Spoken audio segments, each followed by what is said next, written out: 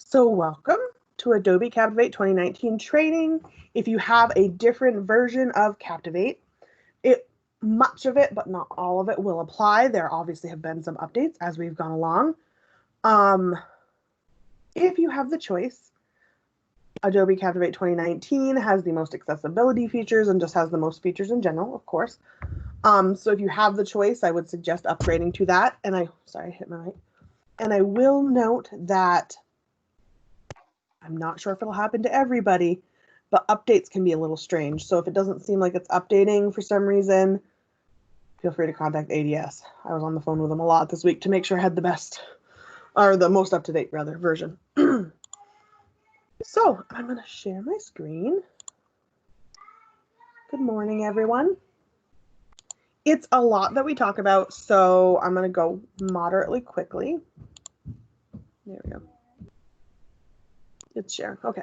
Can raise your hand if you can't see my screen or you can't hear me for some reason, so that I know that something's going on.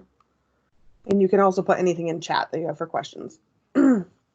So training topics, just want to quickly go over them. I start by talking about compliant e-learning because I end up talking about it a lot during the whole thing, just to point out here and there where you need to look for these features. So I start at the beginning so that I don't repeat myself too many times. Then we're going to talk about different types of projects, how to use themes and defaults, adding slides, adding text, buttons, and shapes. I always talk about importing PowerPoint because a lot of people want to do it.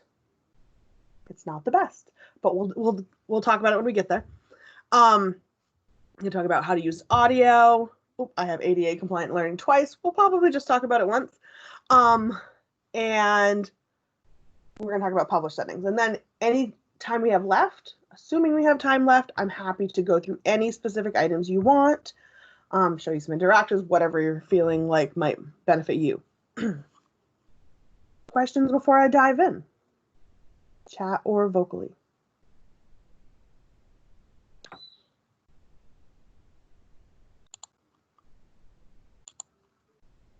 I suppose I could.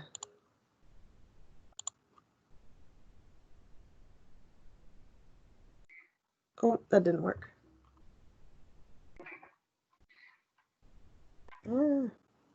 Sorry, 1 second. Nope, just gonna do it big. All right. ADA compliant e-learning. If you're making mandatory trainings, it's really important that we're considering compliant e-learning.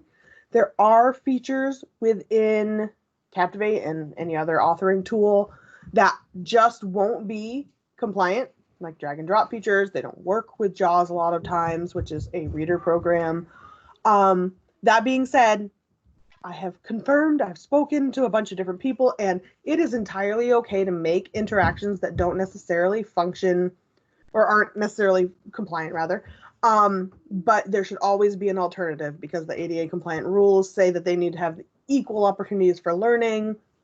So you can always do an alternate path for folks using a reader. I do that a lot where I'm like, okay, here's a drag and drop interaction. If you are not capable or do not want to complete this interaction, you can click the button in the top right that does the blah, blah, blah. You'll see, I'll show you an example of it later. But yeah, clearly explaining things are very important. We're going to start with wording. I keep pointing at the screen as if you can see me. So wording that isn't job specific should be at a 6th grade reading level, just to point out that you should really make sure you're not using anything but technical terms that you have to use. All audio should have closed captions available and or a transcript available. So if you wrote up your script, you can always use it as a transcript. I try to do both. I just try to make it as accessible as possible, but it is entirely your choice what one you do. Descriptive audio, if there's a need, that is meaning if you're having a lot of videos that have a lot of action that the person needs to see, you're supposed to put in audio that it describes what's happening. I haven't had to do that. It's a lot of like movie style things that would need that kind of audio. All images should have alternate text. I'll show you how to do that, but it's just labeling what the image is for folks with readers. I'm going to skip the YouTube one for right now. Buttons should have hotkeys or shortcut keys enabled, and I'll show you how to do that as well, but it's whenever I give directions, I say you can click the button or press N or Shift N or whatever you're doing. High contrast color schemes should be used whenever possible. That makes it easier for folks to see it visually. Interactions that are not compliant, we talked about this briefly, such as drag and drop, should have an alternate choice. And functionality should be explained, including explaining the use of buttons, what hotkeys are available, and really what to expect. That goes for anybody. E-learning is still, especially for state employees, somewhat new. So you really have to put in the work for explanation slides. I tend to do an instruction preparatory slide, whatever you want to call it, before every interaction and any group of quiz questions. Not always knowledge checks because they're pretty simple, but sometimes we'll talk about those as well. Questions about compliant learning, I will show you how to do stuff as we go along. I just wanted to point out all the objects, the items before I continued.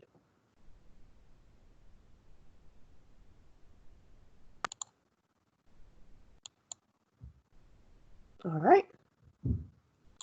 Let's just make these really small so I can still click on them. Woohoo. All right, project types. There are 6 project types in Captivate. I don't need to be using this. Yes, I do. For right now, I do, because I don't have the picture. I'm already in a project. When you open Captivate, it comes up with a screen with these 6 icons on them. 1, 2, 3, 4, 5, 6.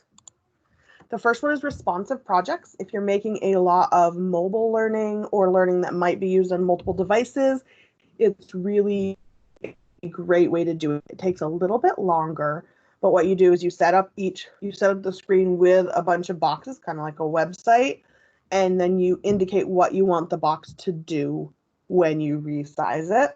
You can also test it on multiple sides on the top of the screen. You can expand it and make it smaller based on screen size and see what it's going to look like. They're called fluid boxes. I do have some micro learnings in the curriculum that I'll be sending out to you that talk about fluid boxes, but it's really just boxes that you can decide the behavior of. So when you make it smaller, does it resize the text? Does it wrap the text? Does it lengthen? What is the scenario? It also can let you choose for images to drop some of the images off the screen if you want, or keep them on or make them smaller. So it's that kind of behaviors that work really well if you want really fluid content across device sizes. That being said, if you do a blank project, it will work on a device. It just might not be as smooth, or it might be really small text or something like that. Virtual reality project. I'm not going to say a lot about it because I don't think anybody has the resources or tools at this point to do it, but you need the goggles to watch it. It uses 360 degree images, which we do have capabilities of. There's a Google app you can use to do it. It uses 360 degree images, and you have to have the goggles to use it, and you can move around and hit hotspots and stuff like that. It's really cool.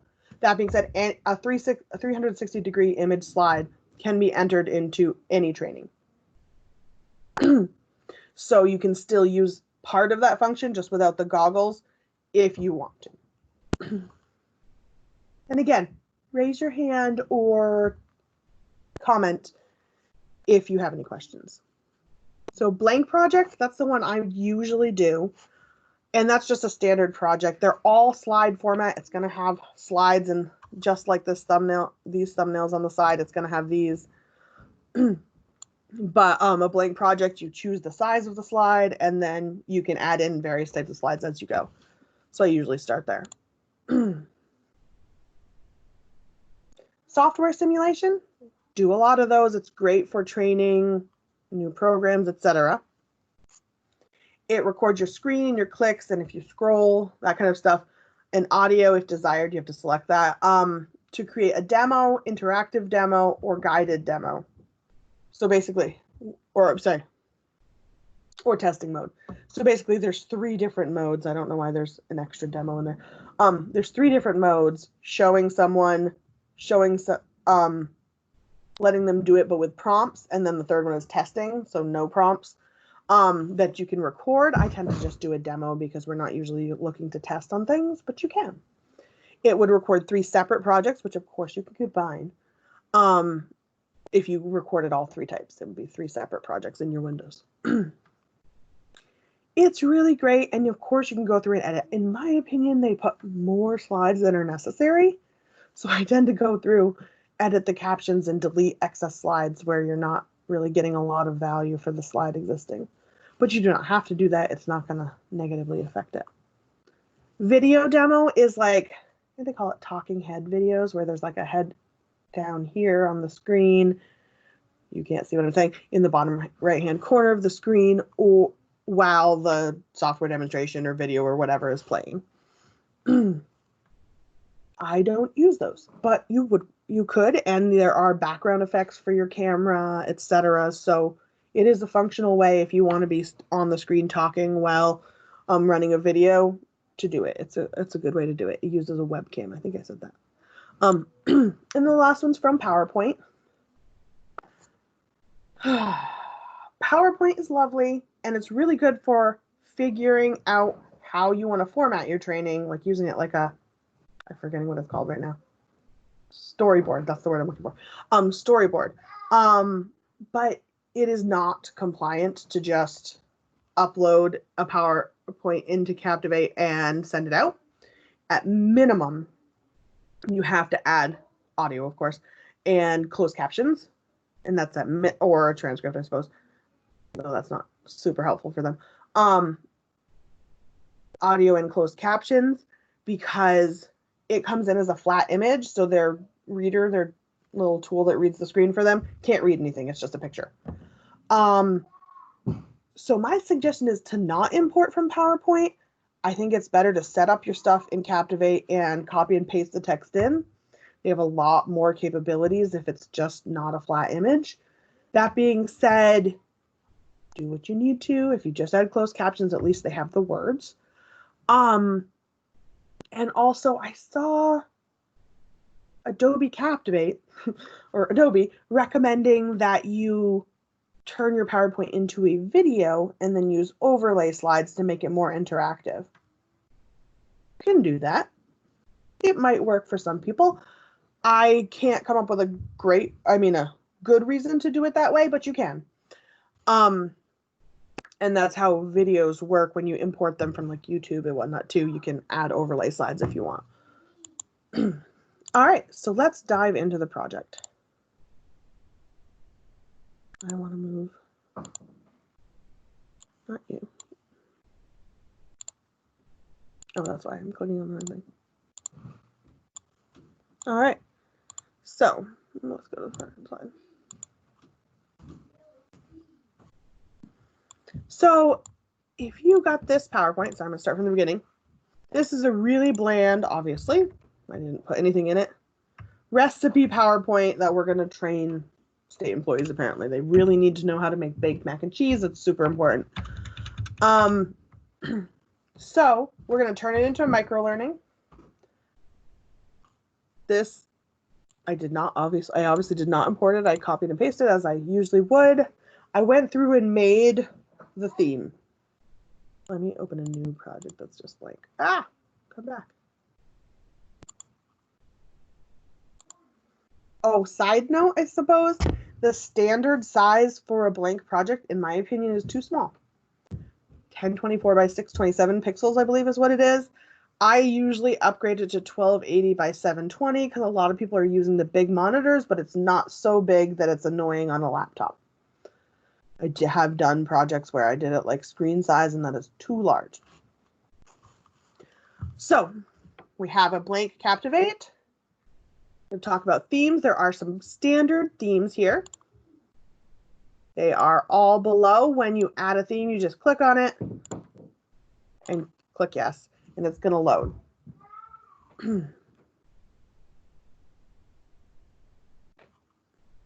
So your theme loads, and then all of your theme slides will be available via the insert menu, insert new slide from, and any theme slide created is there. I am incapable of just accepting a theme, so I always have to edit it.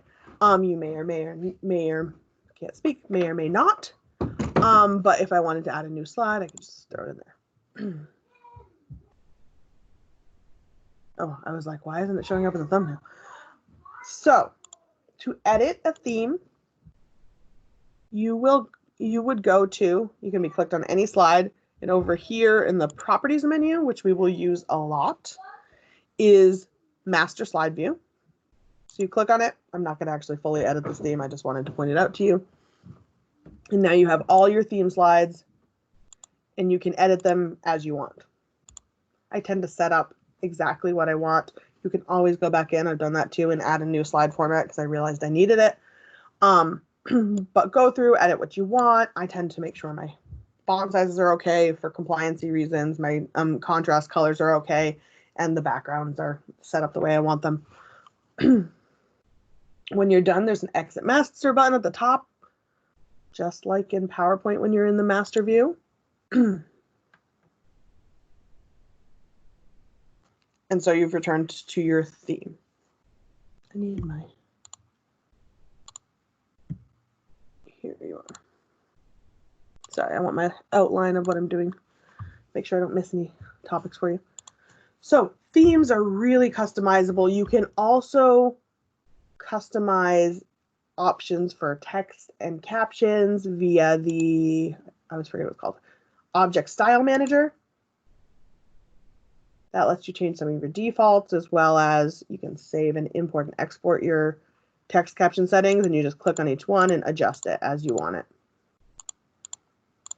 I tend to go through and do both. I am a heavy hitter on the set it up at the beginning correctly, and then you don't have to edit as much on the way through.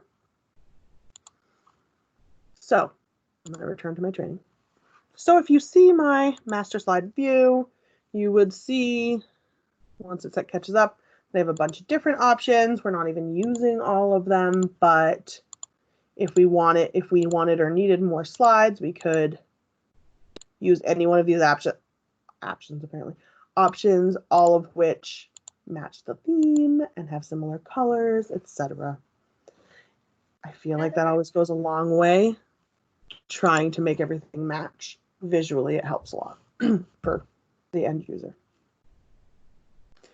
So Captivate screen, if you're brandsy new to this, we have this, the film strip on the side right here. We have 4 slides on this. You can click them. Oh my heavens. Sorry, Captivate slow. Drag and drop to reorder. We'll flip that. And so it behaves basically just like PowerPoint would. There's also right click for a bunch of different options. A note, it won't matter for this training, or this e-learning rather, but a note is that you can group them. So if you have a training where it like talks a little bit and then has a software demonstration and does this and then has something else, you can select more than one. Oh, if it lets me. Yeah, it is. Right click and group. And if you create a group, it labels them. So it just kind of like chunks out your training, so it's a little easier to manage.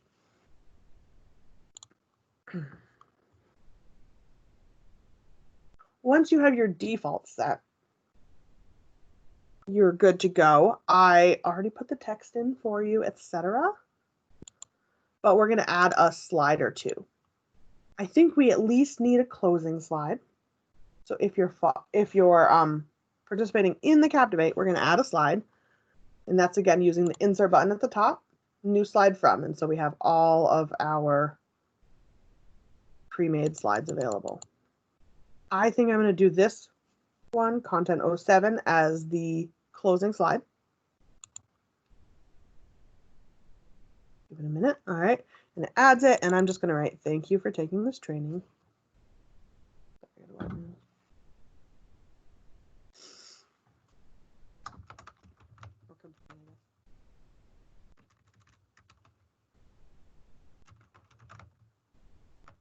I don't have a clue if I spelled that right. Training. All right. So you see it doesn't fit at all, just like in any what you see is what you get editor. You can click on the outside and drag. I'm gonna need to fix this. Good deal. Actually, let's do a 0. Let's see what happens. Oh, right, it covered it. So I'm gonna need to make smaller writing to do this. Forgot what I'd done to it previously. Oh, I hate that.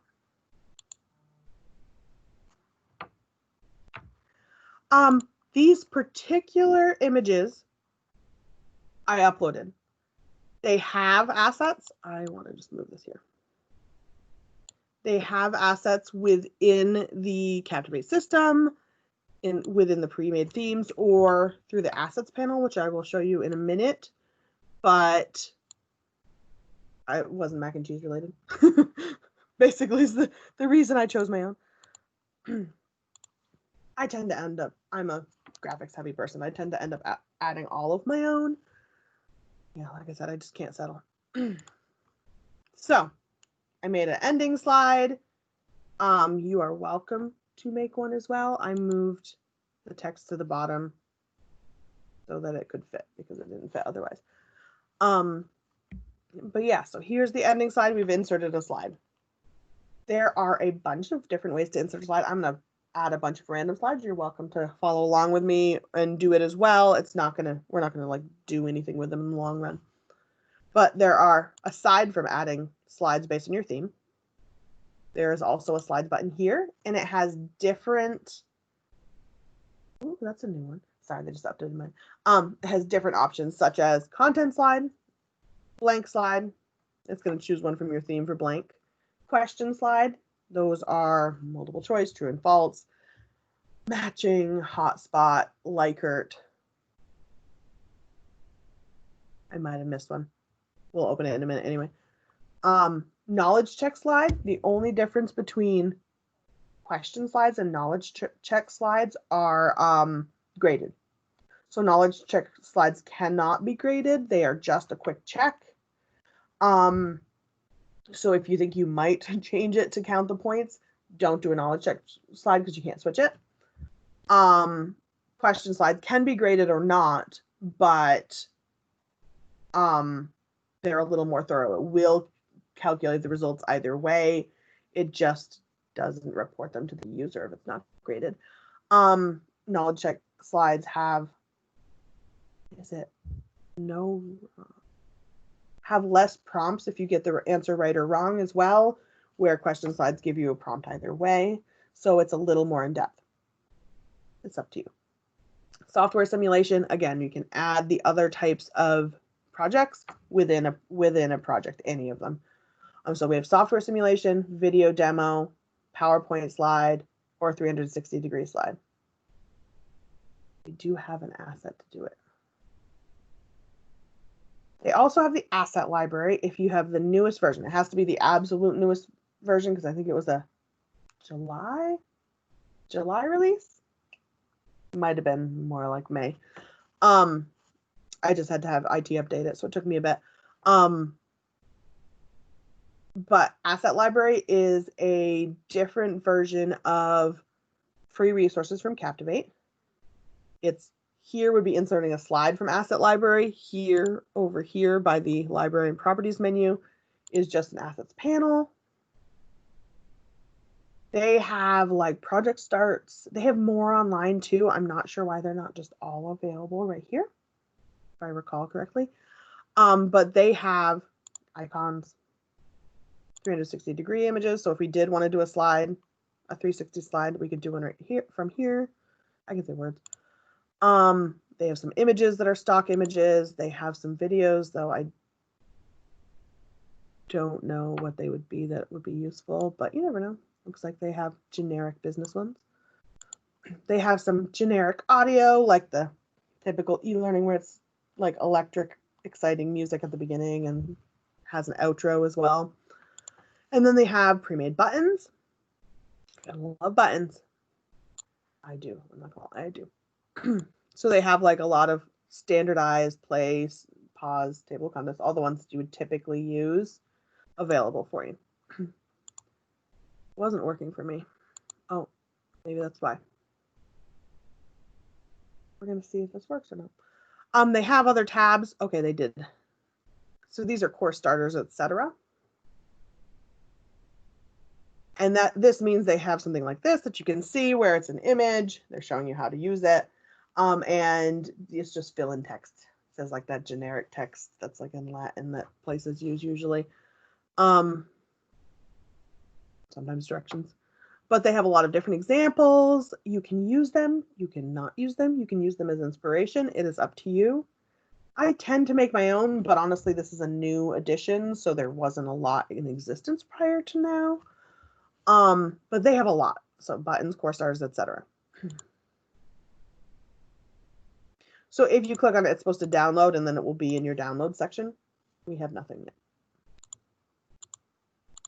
because I haven't used anything yet. But they also have characters. Where were they? Oh, how did it know that's what I wanted? Anyway, under the Discover tab, apparently, there's a characters, photorealistic or illustrated, and then subcategories. So if you are doing an e-learning that has a person talking, you can use it's not a talking head if this video in the corner is a talking head, but that's what I've always called it. It's a person that's in different poses talking. They don't move. It's not animated. But it's kind of helpful to add some life to it. That being said, there are articles out there that say the person you pick really matters because it like affects people's view of the training. That's up to you how you use it or what you use it. I've used them plenty of times. But again, up to you how you use it. So there's a lot of different assets if you are looking for some free assets. I also have a couple resources I can send you. They are free stock images and free icons and free vectors with the assumption that you are citing your sources. So you're supposed to give them credit. I tend to do it at the end on the slide, kind of like a movie. You can choose to read the credits or not, kind of deal, but it's a really good way to cite your sources so that they're not taking up a lot of space on your page. So, adding slides. Any questions about adding slides? I'm going to add a couple, I think, if we're ready.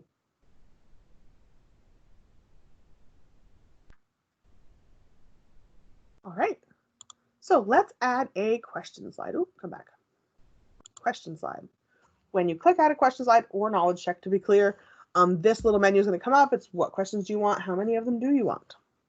You can do a question bank in advance where it's just down here, random question, and it goes into whatever pool one is, would have been my question pool.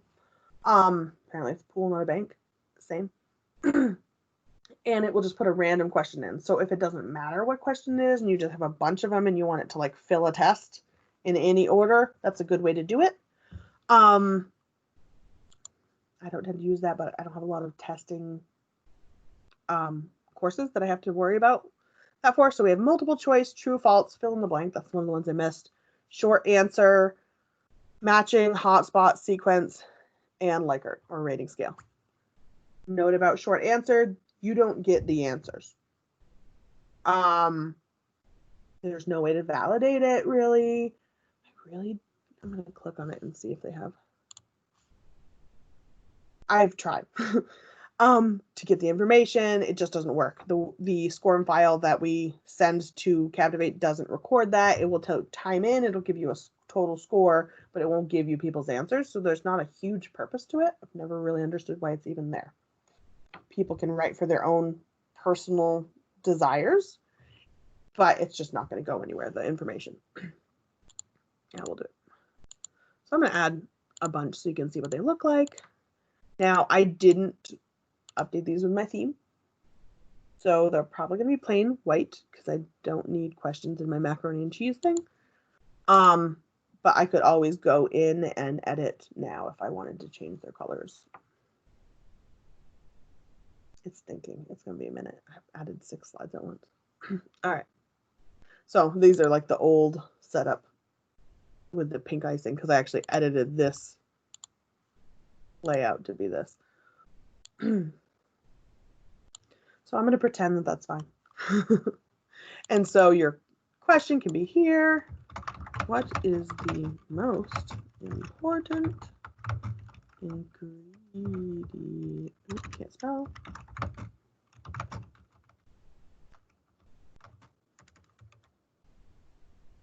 And then your right answer is the one with the blue radio button. You could move it, of course. So this is going to be onions, which is not the right answer. And we're going to do cheese. Clearly the most important thing. So this is a question slide. I haven't gone over the properties menu yet, and I will go back to that in a minute. But there are 3 menus on the right: properties and timing, and then library usually. When there's a few menus, kind of like in Microsoft, that when you're on a slide that's applicable, it will show up, such as the drag and drop interaction has its own menu, and quiz. So the quiz menu lets you do a lot of different selections related to it. Is it graded? Is it a survey? Or is it a pre-test? If you set it up that way, you can do pre and post tests. Do you want the answers to shuffle? Do you want multiple answers? Maybe there's a list of ingredients and they're going to pick the top 2. And that changes the radio buttons to checkboxes. It will in just a second. So then they can check both. They're both right. Onions and cheese are important. Is there a partial score available? If you get a pass and fail kind of course, that's important whether you decide that. And how many points is it worth? Is there a penalty if they get it wrong? You can have a negative points question scenario. How are your answers numbered? What captions show up? So correct, incomplete, time limit. You can do a timed course. There's also what buttons show up: clear, back, and skip. Clear is good for drag and drop interactions and matching, perhaps. Otherwise, you can just you can deselect. It's not like a big deal. This is also slightly different than what the user will see, of course. So, and then, oops, I clicked off it. The bottom part of the menu is, oh, just one second. The bottom part of the menu is the actions on what happens when the question is right or wrong. On success, do you want it to continue? Do you want it to play a song? Do you want it to literally anything? Because you can write JavaScript if you want, but there's a menu of choices that you can see. And then same with fail. Do they get infinite attempts? Do they get 3 attempts and then it makes them rewatch the same information? What's the deal? Jessica. So it looks like in your scenario, onions was the correct answer because it shows it automatically. Like when you were entering it, that was where the correct answer would be? It always does the first answer as the correct answer. We can change it. Okay. Just click on it and then unclick onions. Okay. Perfect. But yes, it always indicates answer A is the first answer. Okay. That's perfect.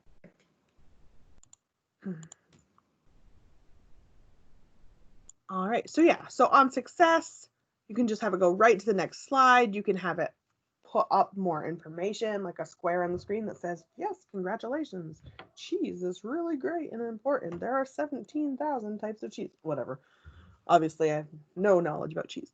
You can also have it do so many things. Play audio, show table of contents. There's obviously no action. There's no change state of because this is not a button, but you can do all the grayed out things. Don't work on question slides, but would work on other slides. And then execute advanced actions. So you can have it do all sorts because advanced actions are like a list of things you want it to do. So again, true and false. Auto answer is A. It titles it here and puts a question. I'm not going to submit it.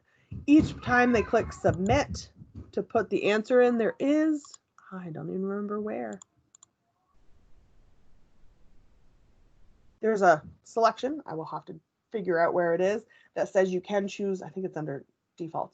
Submit all as a choice, at which point the submit button will say submit all on every question slide. That helps because if you click submit all and you haven't completed questions, it warns you. It says, hey, what are you doing? Where just the submit button, they had to click it on every slide. Totally fine. But people forget to all the time. And so they'll be like, I took the quiz 17 times. I'm like, but did you hit submit on each question? So it's kind of one of those things. You can either explain to hit submit, put a submit all button, both, No, both would not work, but like either or rather, you can explain the submit all button. But you do have to give a little prep if your people are not necessarily used to e-learning quizzes because it expects a specific behavior and that's the way it works, which is really just clicking and clicking submit. So here's our short answer, if it lets me click on it. This is just a text entry box.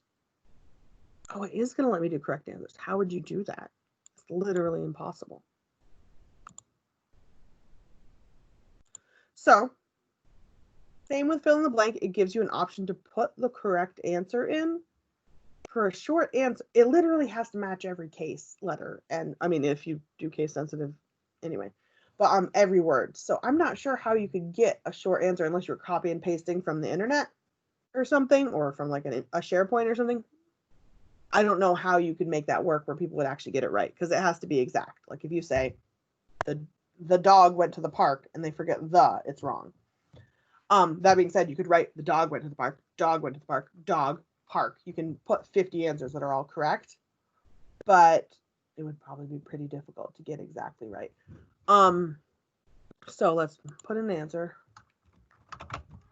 Obviously not related to mac and cheese. Dog went to the park. Oops.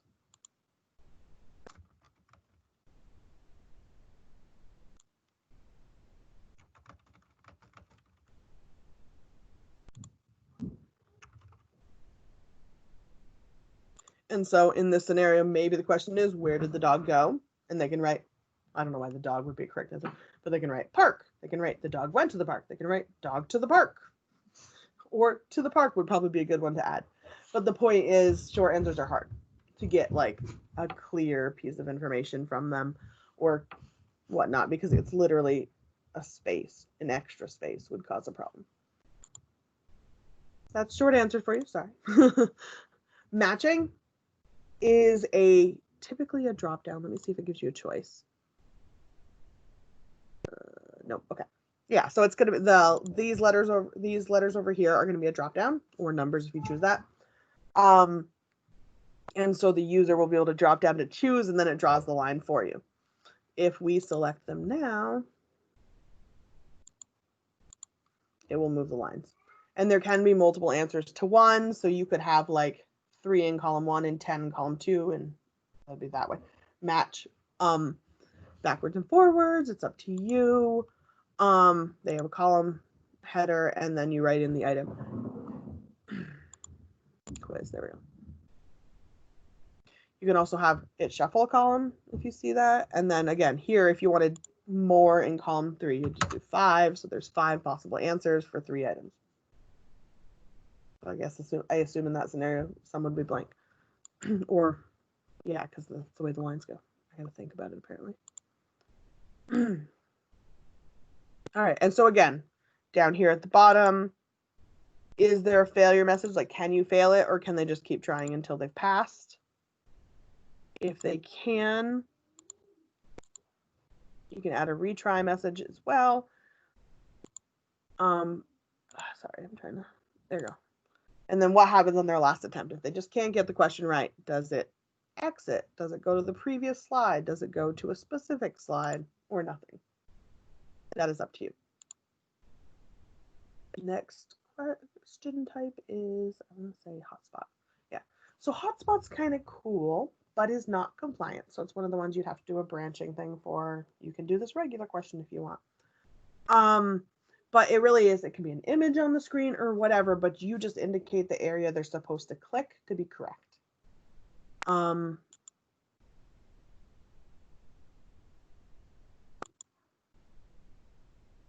Sorry.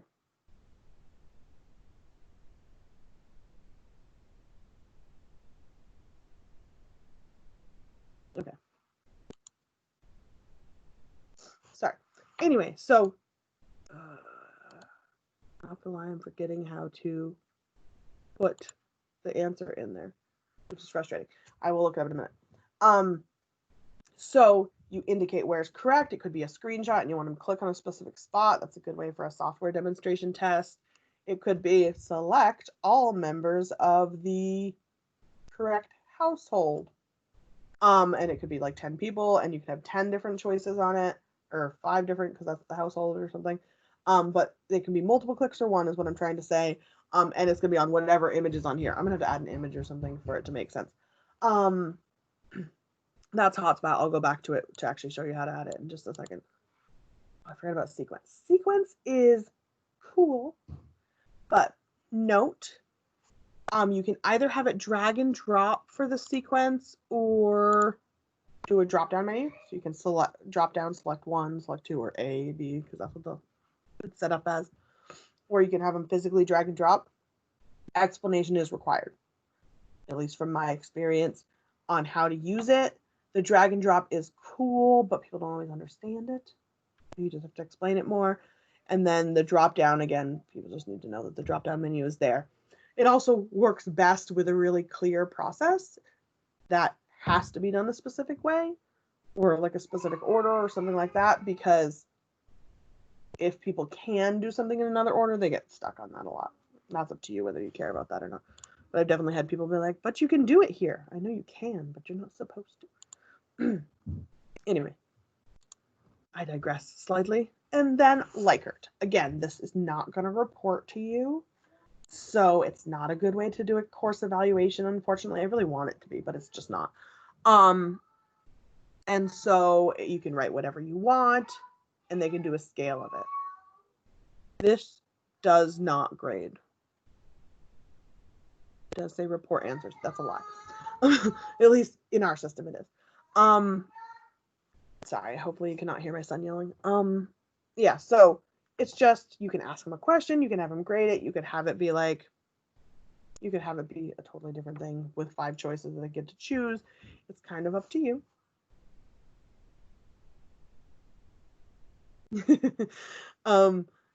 So that's a Likert question. I've never used one because I can't find a good reason when it doesn't send the answers out. I apologize, he is just yelling. And then anytime you add a quiz question, this is going to move to after the last quiz slide. So if you do a quiz question on slide 2, it'll go to slide 3, and then if you add another one at slide 10 later, it'll move it to slide 11. It just reports answers to people. You can hide it if you don't want people to know their score, because it doesn't really matter. Note about the review quiz button, it's of the devil. And by that I mean, I don't have that slide. The quiz results one, I added, what, 5 or 6 slides? Did you added question slides and it didn't populate at the end of it? No. That is really strange. Oh. I don't even know what would cause that. I mean, yeah. No, I don't have that. Okay. Oh, wait. Continue or review quiz. Yeah. Yeah, I just needed to scroll. Yep. Okay. Excellent. I just think my screen was too big. Sorry about that. No, not a problem. Glad we found it. I was like, I don't know why it would do that. I've literally never had that happen. Even if you delete it, which I will do right now, it says you can't. We're just going to hide it. So it's here, but hidden. Yep. So there's the review quiz button and the continue button. In my opinion, just delete the review quiz button. For this reason, if you want people to retake the quiz, you can leave it if you don't. If you want people to retake the quiz and they click on the review quiz button, it disables the ability to retake a quiz because they've seen the answers. So if you have a review and a retake and they think, oh, I'll review it first and then retake the quiz, it cancels it for them. So it means you have to go back into Link and reassign it to them to make it work. Not the end of the world, but annoying. So if you just remove the review quiz button and have pop-ups that give more information as they go, they can just click retake quiz instead, which if you have multiple attempts allowed, it will add that button, that is. It's in published settings. But yeah, so my opinion is delete the review quiz button, but again, you might have purpose for it. That is up to you. I want to see if I can, I'm sorry, he is real mad apparently. I want to see if it'll let me add a 360 slide because they are really cool. We'll see if it's going to let me. Assets. 360 assets.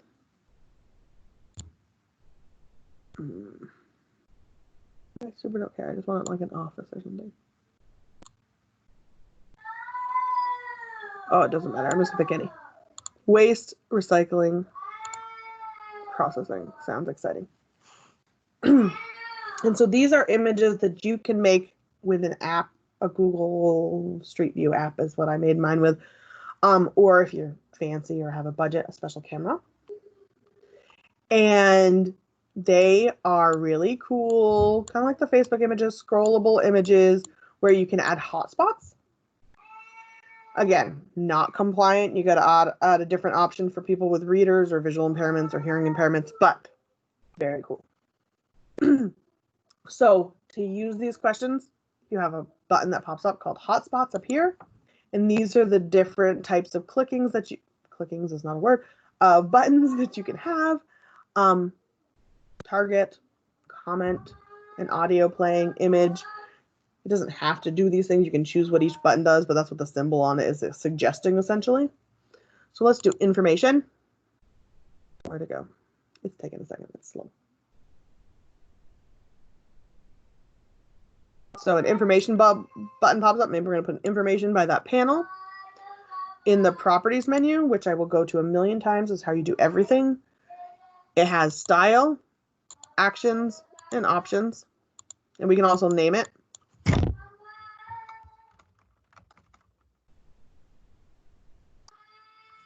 You don't have to name it, but you can. You can also require view. They have to click every item, must view once. And what happens when unclick? Obviously, we don't want it to go to the next slide. We want it to display text, play audio, display an image, depending on the scenario. Let's do display text. That's the easiest. Are you helping, Gabe? Yep. Thank you. This information panel. Nope, not information. This panel. Yep. This panel is the, I know nothing about panels. Emergency stop panel. So then when they click on this this little caption will appear. Oops, I clicked off of it. This caption will appear. And then they scroll around and they're like, oh, but what's this? And you can do a question.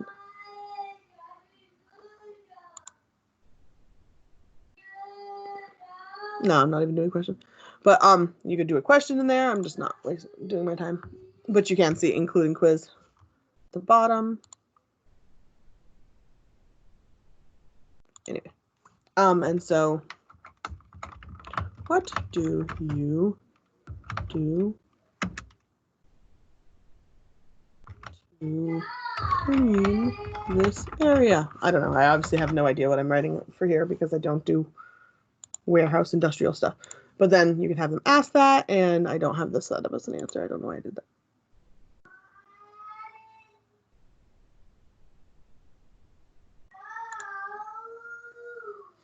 Oh, I would have to have it jump to a question slide. That's why it's not doing it.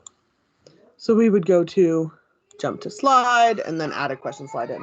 So they'd click on it. It would say, hey, what do you do here? They'd answer it. It'd return.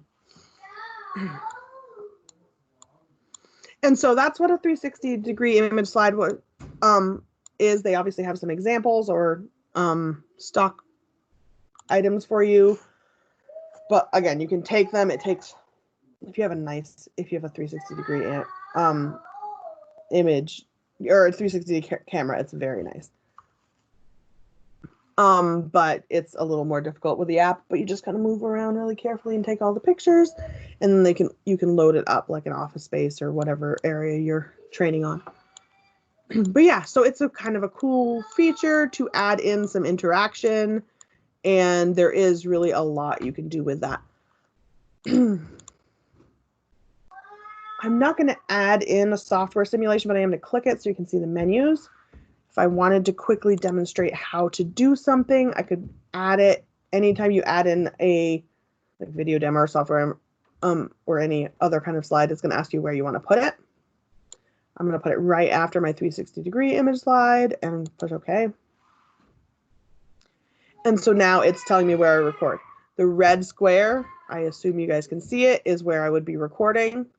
And it's set up to do the same size as my slides, which is why it's a smaller square than my screen. So that's the 1280 by 720. And I could put a program in there. There are a bunch of settings. I tend to just fit it to the screen and keep it in there. But you can select a specific window. You can enable panning. You can add narration. You can include system audio, which is helpful if you're doing something that has a lot of sounds associated with it. Sorry, my nose is skin. And there's other additional settings here. Once you hit record, I'm going to do it for a second. Basically, it takes a picture every time you do a movement or action with your mouse or keyboard. So if I click here, I don't know if you could hear that, but it makes a camera sound. I click here, it makes a camera sound. And I click here.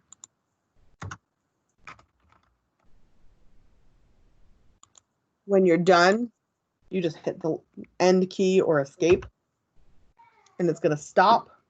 It's going to create your slides, and it's going to put them in. So I did do a quick one. And so it says just select because I didn't select anything. Oftentimes you have to edit those anyways because it'll be like select toolbox item. And you're like, all right, what does that mean? So it's going to go through and select the home tab. That one it does know. And it's going to, it would even have, is it this one? No, it's the next one. There. It has it so you can watch typing as well, which you can convert if you need to edit it or anything like that. So it makes a really quick demo. You can edit even everything. I think that's a perfect actually transition to buttons, or to properties menu rather. So we've talked about the quiz menu a little bit. We've talked about the menus that appear right here. Basically, properties and timing are your go-to for everything. It includes colors, fonts, styles, pictures, background images. I don't think there's a thing it doesn't include, pretty much. That's timing. Sorry, properties. You can name things, which is really helpful if you're going to do advanced actions, which is buttons that do multiple things at once. Sorry, I got to click on something. All of your text options are at the, well, in the middle, more or less, but you have your font and size options and center, etc. And then at the bottom is shadow. And this is the caption, so it has only transparent. Let me get an item that doesn't. We'll do a square.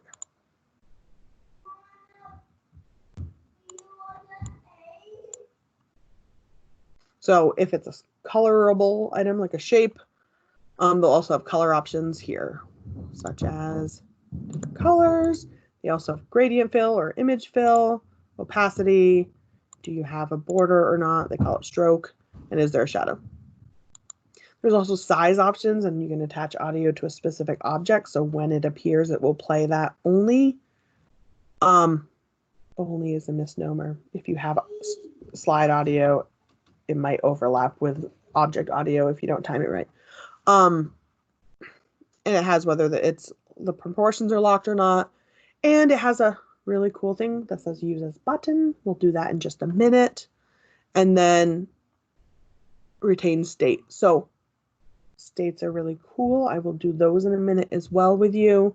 It's a really great way to make like slider type information. And then timing has some basic animation. Don't recommend a lot of animation, but on occasion it's good to emphasize. It has transition, fade in, fade out, or both. That's really helpful if you have like graphics right up next to each other where they come and go. Fading in and fading out is a little less abrupt. And then at the top, this is a really common one you're going to use. It has the duration. It has the appear after time if it doesn't start right at 0. And it has this drop down. This drop down says specific time, rest of slide, and rest of project. Those are your 3 choices. Rest of project I've only ever used for a next button, or buttons in general, and I still don't love it because it doesn't pause each slide. It just is a button that is physically present. So if that sounds like something you need, a button that's present but it's not going to pause the slide until they click it, then that'd be a good button to have. Maybe like a closed caption button that's just always hanging out there or something like that. Otherwise, I'd rather just have the button on each slide. Rest of slide, if you see, before I click it actually, too late maybe. Yeah. Oh my heavens. If you see the first item on the timeline, it extended to the whole slide, and so it's just going to go as long as the slide goes. Which, with the timing menu brings me to the timeline, which is at the bottom screen that I just made bigger. It is, in my opinion, pretty simple, really cool visual representation of what's going to happen on the slide. Let's add some images. If you're following along, you can do them too. I'm going to do it from the library. So I'm backing up a little bit. Library is one of the buttons up here. It lists every image that I have dropped into the library or used in the project. So if it has a 0, like this cutting board, it means it wasn't used in the project currently, but it does exist there. So let's see if we have some good images to put to the screen. Let's see if this pot works. Sure. I don't know. I think I'll have to delete the squares. Yeah, okay. So you can click and drag to add an image. I am gonna have to show you. Let's do the pot. If you click on one of these and hit the plus sign, it will pop up a menu that also has the library. If it works, come on.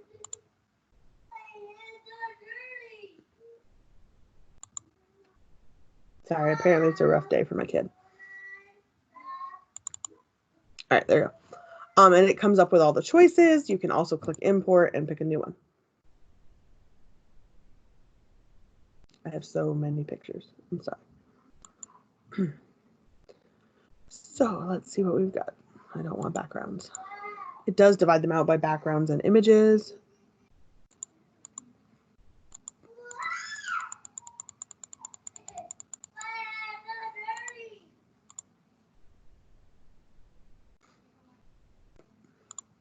Yeah, so a library is another thing. If you know what you're going to use, it's a good thing to set up in advance.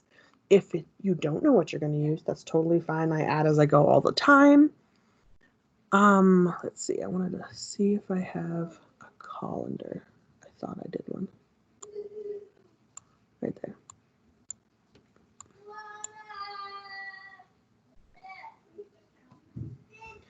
So you'll notice that the squares on the screen just say image. They obviously will not publish that way, but all placeholders are orange. You'll see that here on the timeline. And you can always just click them all and hit delete. Always going to ask if you want to delete. Even if, at least for me anyway, even if you say don't show this again, it shows it again. So again, if we were, actually I'll just do it so you can see. I assume you can see live movements on my screen.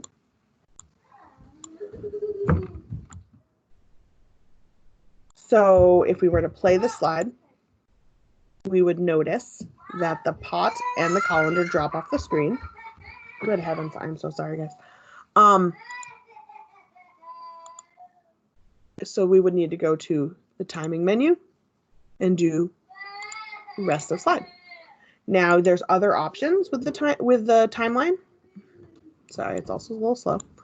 You can drag. The red arrow means it's right to the end. You can also drag the whole slide length or any other item.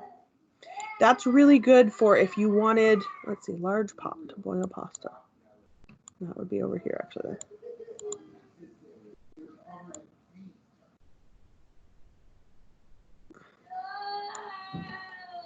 Apparently my son is covered in paint. That's the anger. All right, and then let's do, I'm going to pretend that this is okay.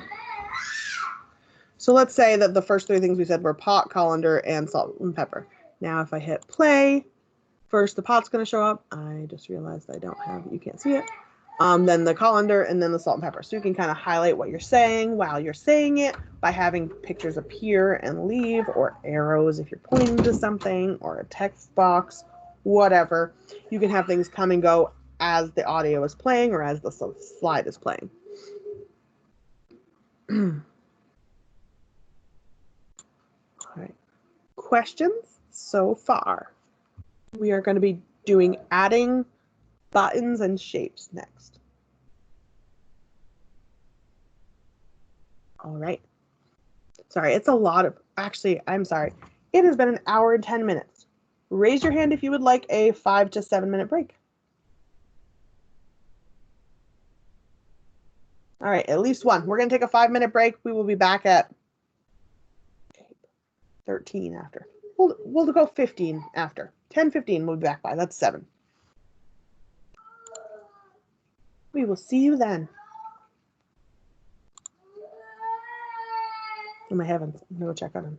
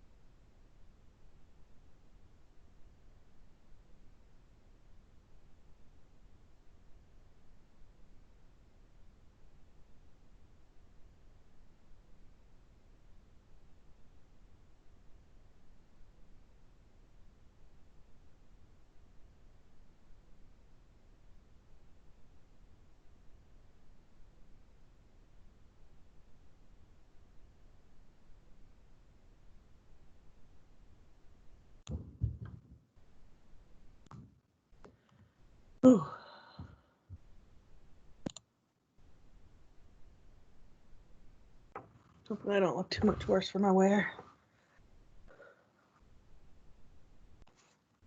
But my son stopped screaming.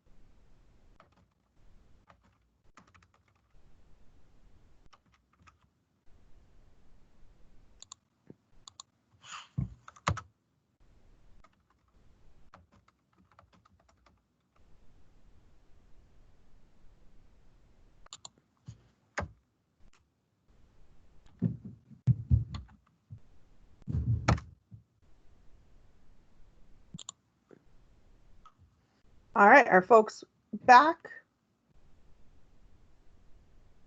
I suppose raise your hand if you have returned. That'll work.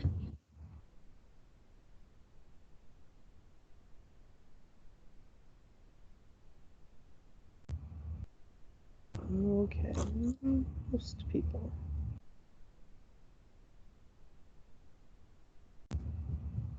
All right. Hello. So we are good to get started again. I am still sharing. Yes. Okay. So we were talking about timeline and how you can use it to emphasize words or timing. I mean, the words that they're saying at the time you're saying them is what I'm trying to say.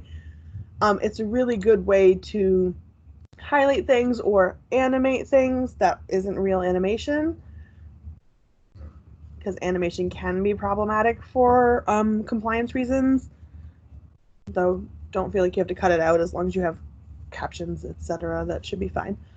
But timeline is a really helpful feature. You can also right click on any item for a menu related to it. It is also a representation of the layering of the screen, meaning the pot is on top of the salt and pepper because pot is above salt and pepper. If you wanted to change that, you can literally click and drag, and then the salt and pepper is on top. So it is really helpful for layering. You can also, of course, do that on the right click with your arrange, just like Microsoft anything calls it send to front, bring to front, send to back. They have these options here as well. You can also align something center horizontally or vertically on screen. So now they're not on top of each other anyway. But it is a really simple tool to do that. You can also, if you have a slide that happens to have a bunch of stuff on top and you're trying to work on one specific item, you can hide items. When you hide them on the timeline, it's hiding them from you, not the user. So if I wanted to hide the pot, and blue means it's highlighted, I click on the eye area, and that means it's hidden from me. Likewise, if you want an item on the screen, one second, I clicked twice, so now I gotta wait. There. If you want an item on the screen, like the pot, to be hidden from the user unless they click a button, for example, the eye up here on the properties menu is hiding it from the user. Not sure why they don't indicate which one's which, but they don't. So now I've clicked hide here. The eye shows that it's hidden. but it's still on my screen, and that's because it's hidden from the user. And I could add a button that's like maybe they click on large pot and it shows the pot. Not a great example for a useful feature, but it does work for a lot of other ones. More applicable interactions anyway. So the timeline, again, it does so much. You can also group things on the timeline. I don't know if I selected groupable things. Not everything is groupable. I think text is one of the ones that's not. Let's do a smart shape and the pot. So you can group them. I don't know why you would. They're not next to each other, but you can. It makes a group, and then you can interact with that group specifically. Again, works well if you have a lot of items on the screen, or if you like built an item by stacking a bunch of shapes or something, then you can group them all together. The last thing, which I don't have, I'm just going to record something really quick. Actually, no, I'll wait till audio. Oh, I'm going to jump to audio for a second, just part of it, so that I can have audio to show you on the timeline. To record slide audio, make sure you're not selected on any item on a slide, and you click the record button up here. You can also right click on a slide, audio, import if you have a file already created. But we're going to hit record. It says slide audio at the top. If you've accidentally selected an object, since it doesn't matter what I do, I'm going to select an object to record. Like my group, and hit record. It's good. Oh, no, because it does not like the slide. I mean, it does not like the group, apparently. Work with me, computer. All right. And hit record. It's going to say object audio. If you do if object audio shows up, you want to get out of it unless you're specifically trying to record for the object, because right now I'm selected on the colander, which means the audio is going to go only the 3 seconds, 2.3 rather seconds that the colander is on the screen. No. So you hit record, it functions the same, audio, slide audio or object audio. You hit record, you speak for a while, whatever your text is, and then you hit stop. Then your audio is here, and you can edit it. If you're in add and replace, it won't let you select any sections, but you can play it. If you like it, you can just save it. If you don't like it, you can delete sections. You can, I obviously do not care what my audio sounds like right now. This is the silence. You can silence the section. You can adjust the volume. You have to highlight it first. Oh, that doesn't work. I was hoping Control A would work. Let's say we think this is way too loud. We can adjust the volume, and it says dynamics, reduce loud sections. It's going to make it significantly visually smaller, but quieter. You can also, if it's much too quiet, you can select best volume. It's going to make it larger or louder. I do not use Podcast or Adobe Audition, so I can't tell you much about them.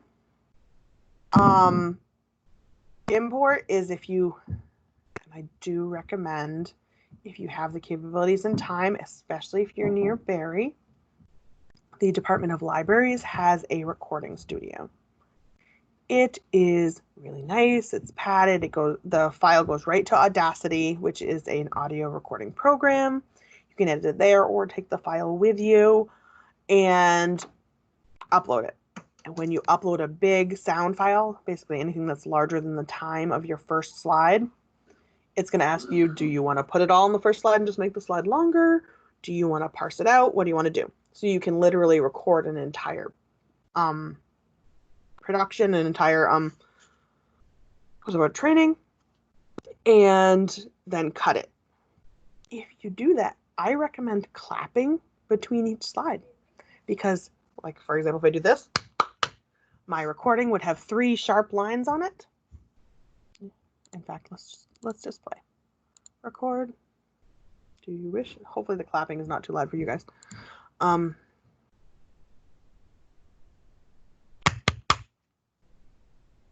So when I'm recording, I do that.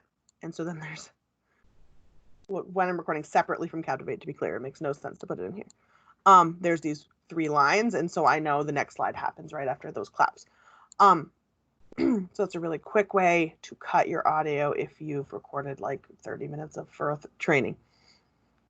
It's learned by trial and error. Yeah, so once you're done, you hit save. And it's like, hey, you have 11 seconds of audio and a 2-second item. Do you want to extend it? Yes. I usually would say that about the slide, not the object. We recorded on an object, which is strange. So now when that object appears, the audio will start and it will play through. It's going to be total nonsense. I'm not going to do it.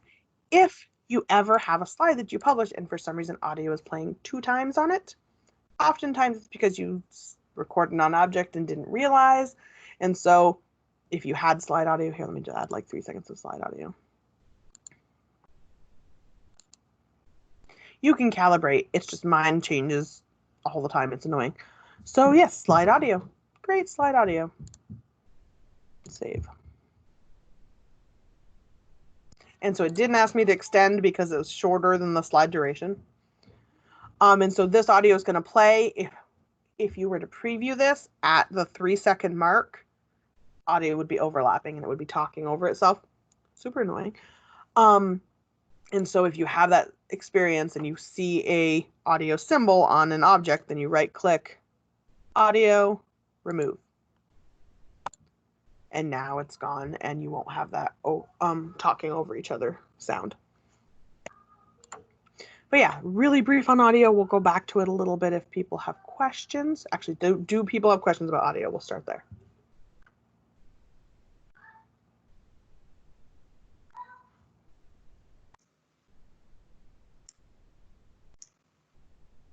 I don't think I have any questions. Will we be doing later using the where it reads what you type? I will put that on the list. I can show you how to do that. If your place will pay for voices, it's better. You mean when you type in slide notes and it translates it to audio, correct? Yeah, because I don't want to record my own voice. I feel you on that. Recording your own voice, in my opinion anyway, is awful. But the voices, in my opinion, are not the most realistic sounding. You can buy fancier voices. We don't. We at AHS don't because we're poor. Sorry, AHS.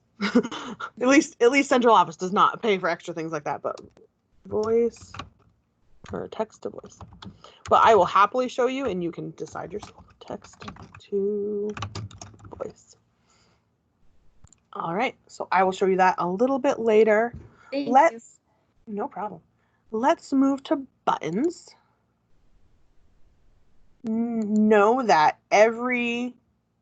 you can add text, rather, a text caption, or every shape can have text added to it.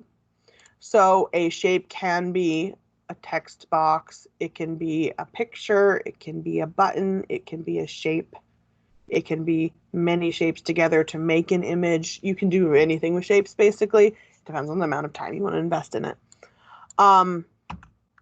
I have, this is a square. What size is the square, actually? I would like to make them the same size. It's almost a square. That just annoys me. I have to fix it.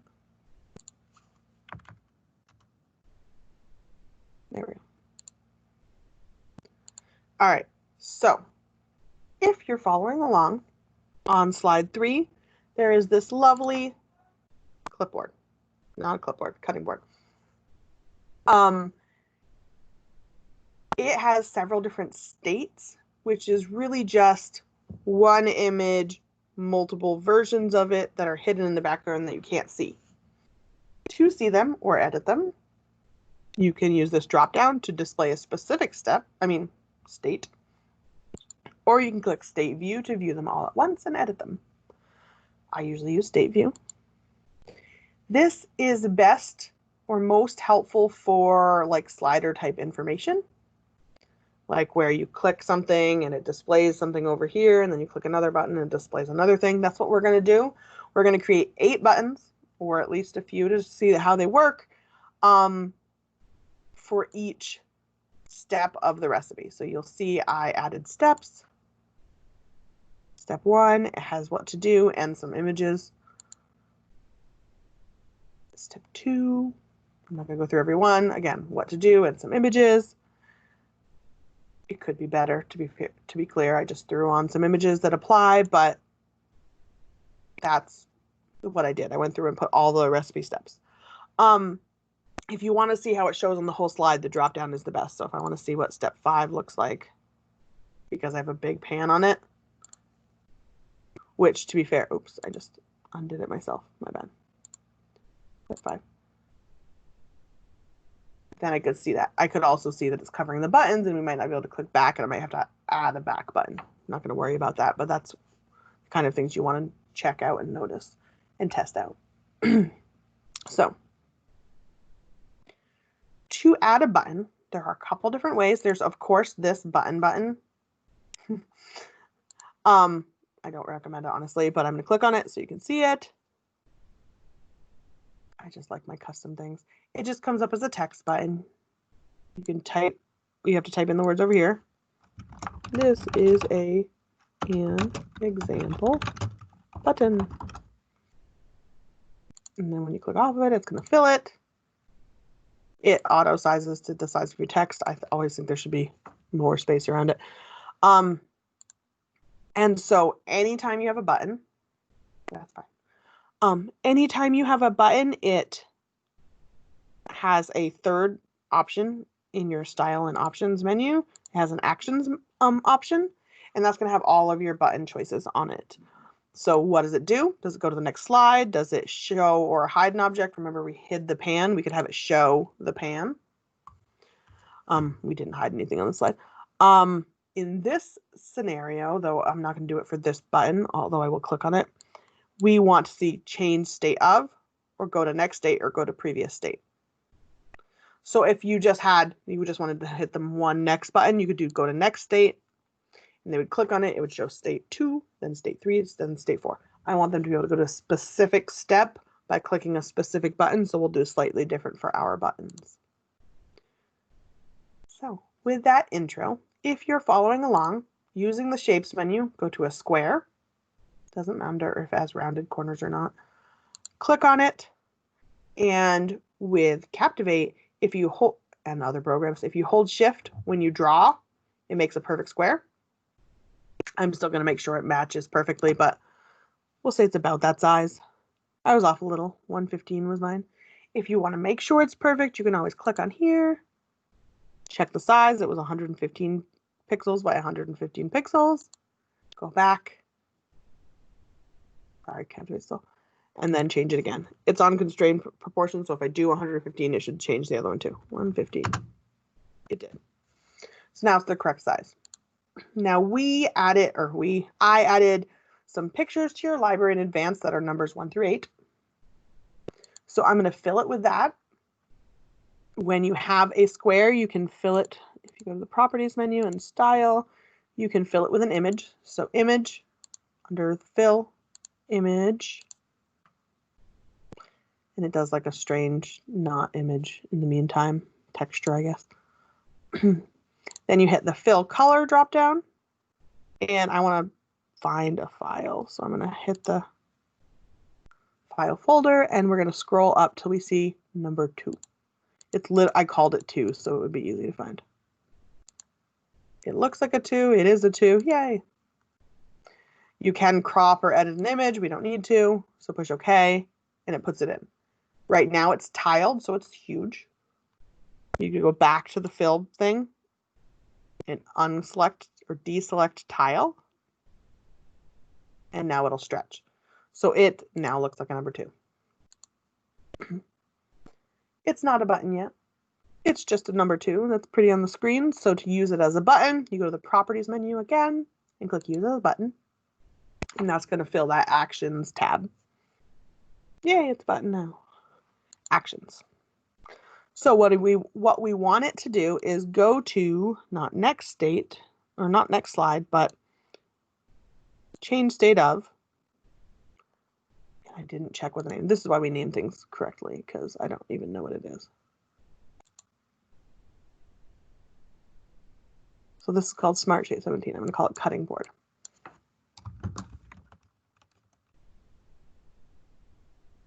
It doesn't let you have spaces, so it'll put a underscore in there just so you know. Oh, not what I wanted. So we're going back to actions because I was not prepared. Change state of cutting board to step 2. That's why when I added all my states, I named them step 1, step 2, step 3. So I would know that I was on the right one. We don't want it to continue playing rest of project. That just means if we run out past the 5 seconds of our slide, it'll go to the next slide. We don't want that. So deselect it. I almost always deselect it. Infinite attempts means they can click back and forth and go back to this step if they want. And then shortcut. That's one of our ADA things. You always want to add a shortcut. I would just do for these 1, 2, 3, 4, 5, 6, 7, 8 because that makes sense. So this one's going to be 2. So if you want a specific key, you hit the dot and type whatever key and it just records whatever you typed. Now, I clicked off of it. That's my fault. I do that all the time. There's also what do you want or display options and other options. I always do hand cursor and disable click sound. In my opinion, they should be standard and that should just be what's selected rather.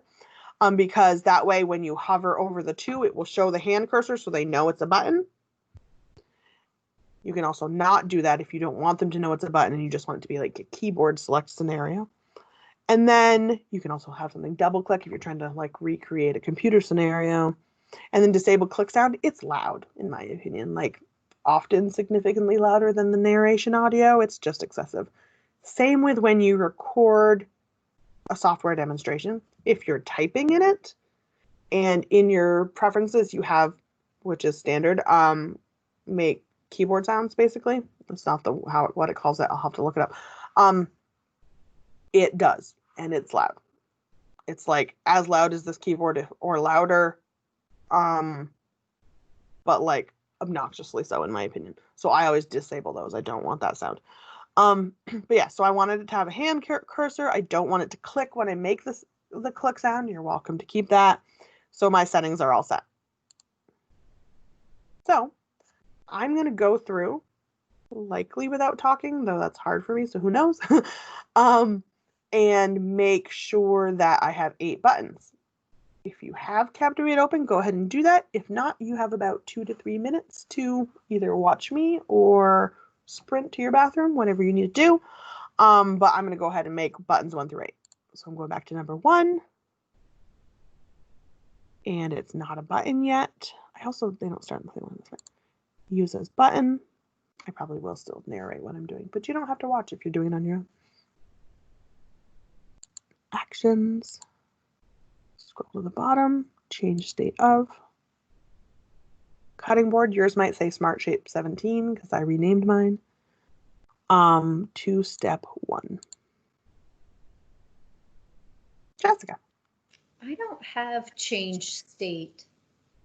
And I'm wondering if I just have an older version, but It's possible. Are you using this Captivate file? well, so I came in a few minutes late, but the 3 files I received by email, the macaroni and cheese was a PowerPoint. Yes. Okay. There was also a Captivate file. What did I call it? Captivate training example student. Did that open for you? It did. Maybe. Let me try opening it again. If you have an older version, it won't necessarily open. It is the newest version. It might not have that highlighted for you because I set up states in advance, so there is a state for it to change.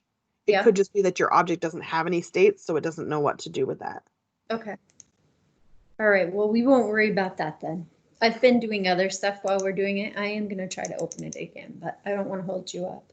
Not a problem. And if you just want practice making buttons, I would just have it do random things. Like it doesn't matter as long as you know what the selections are there and know how to do it later. Yep. Note if you are a little bit of a crazy pants and need everything to be perfectly even like me, it says what X and Y it's starting at. So X means it's 3 pixels in from the edge. I'm going to do 10, but you could also physically drag it. But the Y is the height, so it's at 215, and this one is at 210. I knew it was off. You can just change it so they're physically at the same height. I need them to match. It's important. Also, copy and paste still works. So I'm going to go ahead and copy the button. Oh, actually, I didn't do the rest of my settings. Hand cursor. Always make sure your settings are done before copying, or you're just going to do a lot of extra clicks for no reason. All right, so that's good. So now I'm going to copy this button and paste. It's still going to say number 1 and still do number 1 likely, but that is okay. Now I want to, it's not working right now. Oh, there we go. There we go. I can't get to the exact spot apparently. If you see a little green line appearing in my screen, if I can get it to appear again, that's like the lineup line. You know what I mean? The align line is telling me I'm at the center of number 1. It's, in my opinion, a little finicky. That's what I do, 10. But we will try. It didn't want to show it to me, but it's a green dotted line that shows up depending on what you're aligning it to, but to show you where you are on the screen. That's good. Now I just need to change it to step 3. Change this to 3. And I want to change the picture.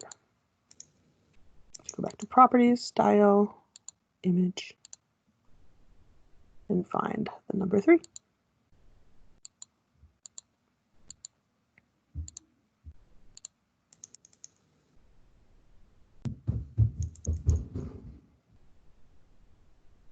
And luckily we don't have to resize this time.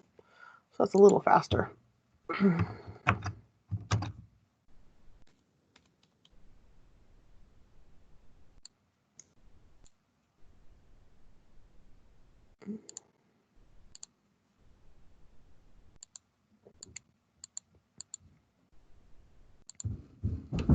We got 4.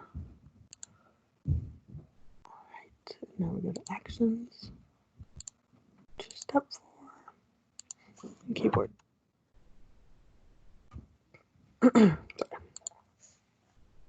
All right.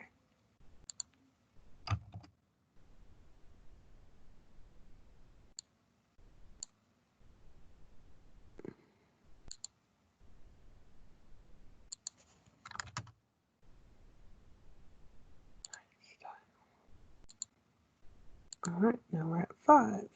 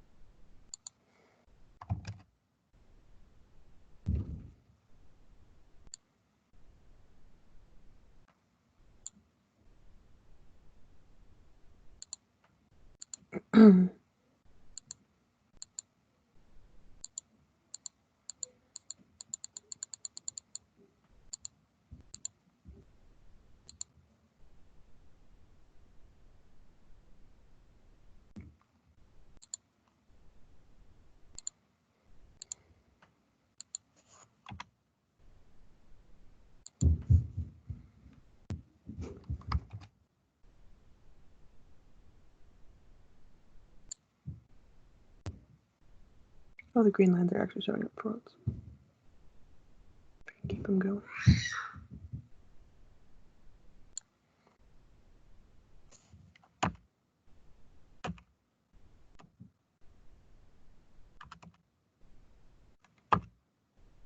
my green lines. Options. Not what I want.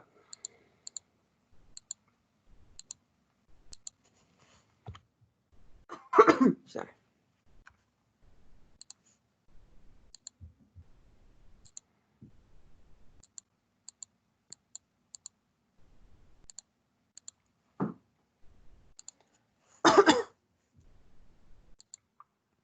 Did you have another question, Jessica, or did you just not lower your hand? Yes, thank you. No problem. So, I'm just going to cough. My brain's out, apparently. I would tickle my throat. Ah, coffee.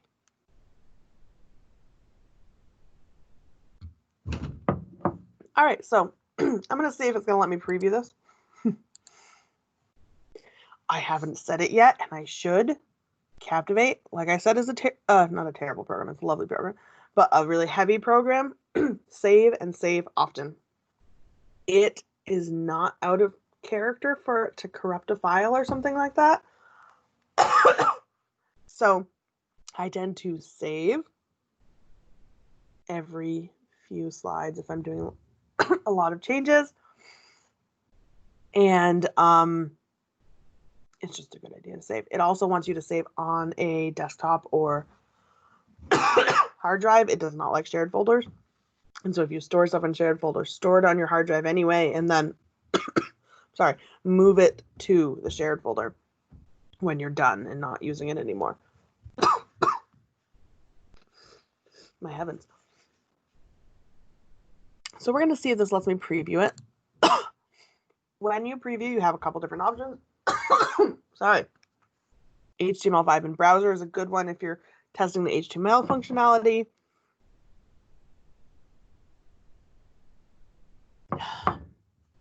And you can just play the slide, which doesn't do much in my opinion. You can do from the slide. It's going to load the whole project to the end. Next 5 slides, you can also change in your defaults, whether it says next 5 slides or next 10 slides or whatever. Preview and Scoring Cloud, I doubt you have access to this. It's something you pay for. And then SWF in browser. They are discontinuing is not the right word. Retiring Flash as of December 2020. So my personal suggestion is do not use SWF and do not publish as SWF because as of 2020, we cannot use it any longer. So it should all be HTML. I just realized that you had a question there, Rhett. I apologize for not answering it. But yes, exit state would get you out of it. So we're going to try to preview. Next 5 slides we'll try. See the note. These things do not work in this kind of thing. You want, in this kind of preview, you want to do an HTML. Gotta see if it lets me. And if it lets me, it'll show you what the buttons do. We will note that my timeline is off a little bit, so a couple buttons might disappear. Trying not to cough in you guys' ears. I apologize. All right, so a preview comes up. If there was, it allows you to play, but if there was audio recorded, when I hit play, it would play. There isn't. Ooh, well, something strange happened, but it's not. It was just the publisher's fault. So when I click 1, it plays 1. This is hilarious. 2 should change it. It didn't. Oh, okay. So that was not the greatest preview, but that just means I need to work on it. So I'm going to click really through fast. These are terrible because it's missing the shape. I'm going to have to publish a different way. It drives me nuts. I can't do it. That takes longer. But yes, so you can see how the button works. My suggestion is test a lot, especially with interactions. But even if it's just a regular click-through training, have somebody test it. It's ideal if it's not you, honestly, because you've used it so much, you know how it's supposed to work. But yes, test often. So let me see. Next, pause. Okay. So it worked on the slide. You can see it's here. We'll talk about the states of the buttons. It's stupid that it's just a colored square. That's annoying. So you hit 1, it comes up. 2, 3, good. Now it's looking good. Oh, good, and the buttons are on top. We didn't get all the way through before the timing was off. You see these two buttons, these two objects rather. Heavens. Do not go the whole slide, so they disappeared. So we'd have to fix their timing to rest of slide. Sometimes when it's a long interaction where they're going to click a bunch, I lengthen the slide. So you saw how it skipped ahead before I was done. That can happen. What happens is these pauses right here on all the buttons mean it pauses right at that spot one time, and if you click a button, it continues to play the slide. And so then at 5 seconds, it's going to move to the next slide. So you can do this. Oops. This button needs, what button is that? That doesn't matter. You can do this where it makes the slide longer. So it's going to go there for at least 14 seconds. Sometimes I make a slide like a minute and a half just to make sure. Because if there's a next button, they can always move to the next anyway if they're done. If there's not a next button, you might not want to do that.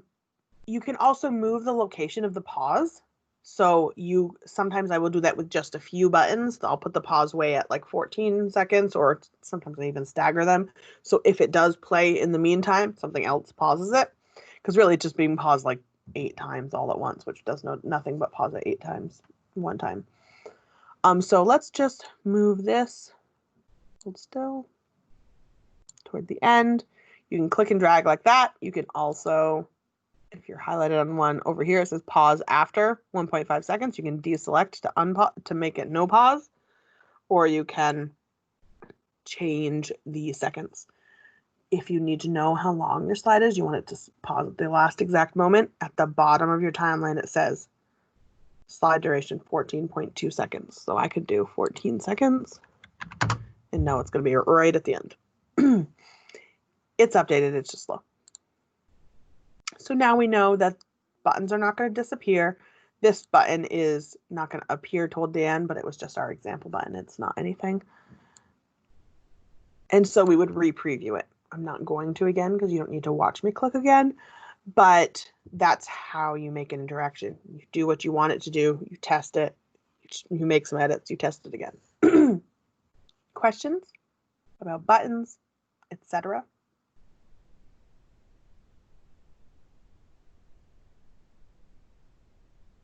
All right. I'm going to do, next on our list is, no, actually, let me stop for a second. I don't specifically talk about editing text because it is the same as every other program, and we edit a lot of things using the property menu for buttons. But really quickly, editing text is literally either adding a text box or a shape that we can double click and add text to, and then you at the bottom have your text features. There's really not much to it. It is a what you see is what you get editor, so it's pretty normal. It doesn't function strangely, and I don't feel like it's a great use of time actually having us type in text. But it is all right here. I will say the symbols are limited that they offer within Captivate, but you can copy and paste from like the internet or Word and it will copy it in. So like the degree symbol, for example, I use, but I had to get it on the internet and paste it in because the symbols they have are those 5. They say more, it's lies. You can add links in text. Oh, there's nothing selected. So again, another way to like link a document or a SharePoint or something like that, you hit link. You can do a web page, an email, any kind of button action, show, hide, increment, increment, apply effect. But typically it's a web address or an email. I will note on this version, it automatically has the web open in a new tab. If you're go away. So now that's a link. But in a button, if you have it, let's change the action to open URL or file.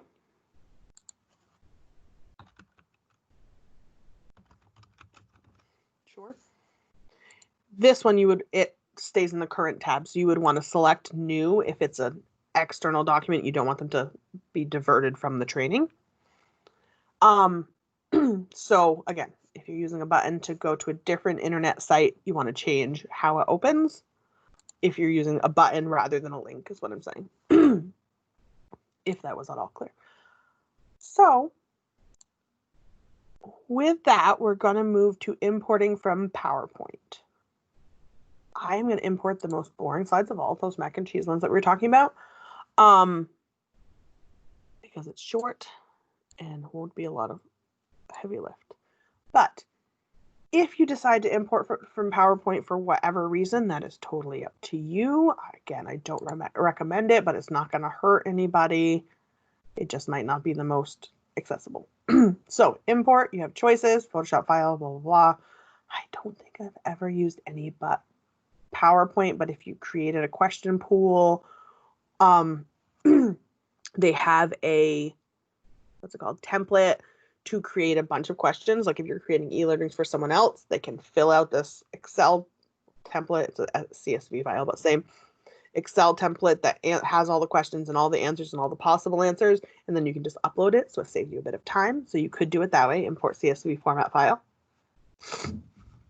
But in general, you're mostly just going to use PowerPoint from this. So PowerPoint slides, I'm going to put it, yeah, right before my quiz. Perfect.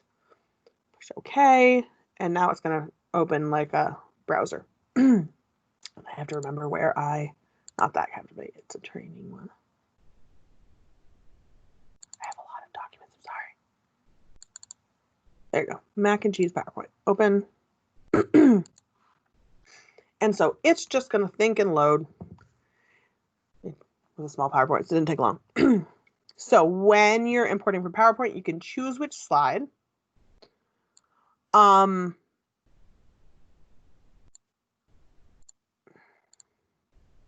You can choose how it advances on mouse click or automatically. I am doing automatically because I like next buttons and all that.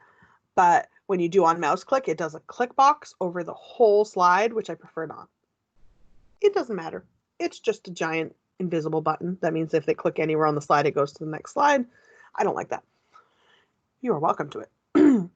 High fidelity tries to get all the extra details of PowerPoint, like animation and slide duration, or I mean, if you select slide duration. That being said, my extremely strong suggestion is don't import a PowerPoint with animation. Sometimes it works. Other times you spend hours and hours trying to make it work. So unless they've improved their PowerPoint compatibility, which seems unlikely, but not impossible, it could work, which you're welcome to try it, I suppose.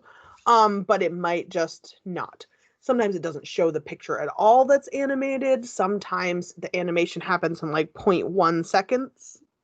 And so it's like, blah, blah, blah, and all done. It's just not the greatest. But again, up to you. And if you're testing, you can try anything and it may or may not work. So we can select which slides we want to include. I'm going to deselect a couple just because recipe ingredients. No, let's do that one. Get rid of the directions. Okay. Push OK. It is going to open a weird power. You can't see it. I don't think my third screen. Yes, I do have 3 screens right now. But it's going to open PowerPoint on your computer while it's doing it. So it kind of like does a bunch of stuff and just don't touch your computer for a second. And note, a 3 or 4 slide import still froze Captivate for a second. Only a second, but Captivate is rough sometimes. Okay, so here you have it in it. You'll see that you cannot edit text because it is literally a picture of the slide. It is, despite the fact that it looks a little pixely, it's not going to be pixely when you play it. That's not something you have to worry about. So all of the slides that I selected are in here. I don't think, yeah, the link won't work. I wanted to make sure. And you'll see over here, it says project background is a picture of your slide. Like It is not interactive. That being said, if you're doing it this way, you can still edit. You just have to do File, what am I going to have to remember now because I never use it, right here. Edit with Microsoft PowerPoint. You can edit the whole presentation or just a slide.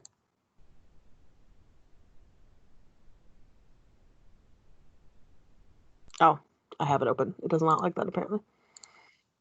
Cancel, I want you open. All right, so let's try it again. Edit with PowerPoint, edit slide.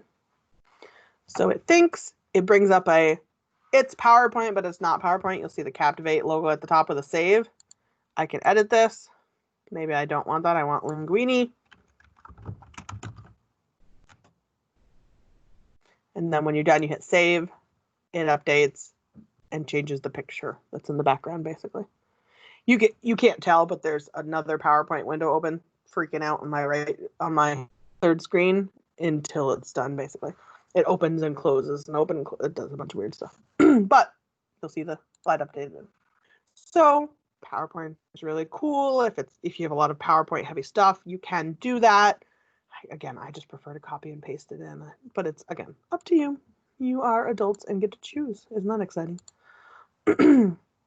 All right. Let's see where we're at with our list. Importing from PowerPoint. Okay. Did anyone have questions about importing from PowerPoint or audio?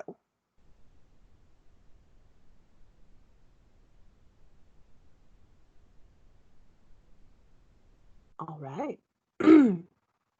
We talked about ADA compliant e-learning at the beginning, but I am going to show you really quick the fields that you would use to do it. Where's the one we did audio on? This one right here.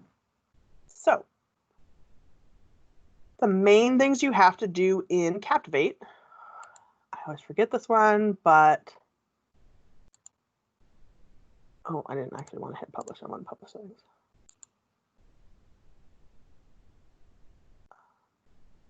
Right there, project info. If you go into project info, it's also on the publish settings menu. You're supposed to put real information in here because their reader looks at it and it matters. You don't have to fill in every field, but the name of the project, potentially a contact email if there's issues, that kind of stuff would be good to fill in. It's kind of a really basic one. Every image, like my colander, my pot, my salt and pepper, that applies to the training and is not decorative only, should be labeled. You do that by selecting the image, and up here on your properties menu, there is a little drop down. The only choice is accessibility on it. So you click accessibility and this pop-up comes up. It's going to try to auto label. If it's decorative, you just deselect the auto label and leave it blank. That means that a screen reader will just act like it doesn't exist. I suggest manually labeling everything. That is not decorative, to be clear. So I would write name, colander. I can't spell colander, but yeah, not that. And then you can put more descriptions. Sometimes it's necessary, sometimes it's not. Image of colander with pasta draining in it for tool examples. Whatever. A description that would make it obvious to them what's on the screen if they could not see it. So that's alternate text. The only other one I'm going to talk about is closed captions, because if you do alternate text and closed captions, you've pretty much covered your basic bases. Closed captions will not function. Ooh, I'm gonna do your text to speech thing too, Jessica, right now. Or right after this. Closed captions will not function without audio on the slide. So if there's audio, you're good to go. If not, you have to add audio. So where am I going? One is window. Slide notes. Slide notes are your script. If you imported from PowerPoint, the whole thing anyway, if there are slide notes, you can import the notes as well, and they would show up here. If not, you can always copy and paste them or add them manually, physically typing. So let's see. Gather these kitchen items. Next. Large pot. Now you can put more words in this in one line. Each line is the amount of text that's going to display in the closed caption until you change it, because you can manually edit them. So to make them captions is what I'm trying to say. This column is your captions column. You can do the top button to select all of them, or you can select individually which ones are slide notes and which ones are closed captions. To edit the timing, I recommend doing that if you want the words to show up at the same time as what the audio is saying. Click on the closed captions box. Sorry. And your audio is going to come up. Now, this audio does not match my slide notes, so I'm not going to actually play it and try to time it out. But usually I'd play it and be like, oh, okay, it actually starts the second line right here. And you click and drag your yellow markers. Each marker is a slide note.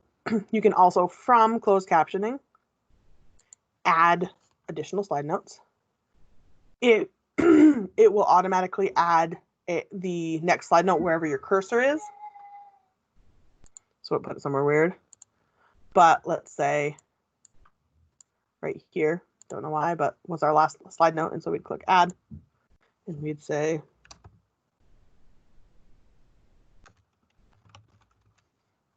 likely the only thing there. So we've added our slide notes, save.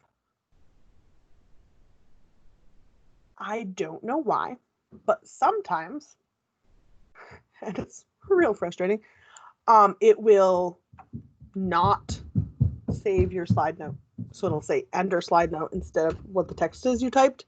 It's always good to check on that. I've had things where I went through and did an entire 30-minute course. I'm typing out everything, and then it just started and it didn't start disappearing. It, like, as I went, didn't save some of them, and I didn't realize until later. And I was like, why is this saying enter slide note instead of the text? Just note that it definitely saved. So I've hit save and close, and I can see that my 3 notes are there and nothing says enter text. Great.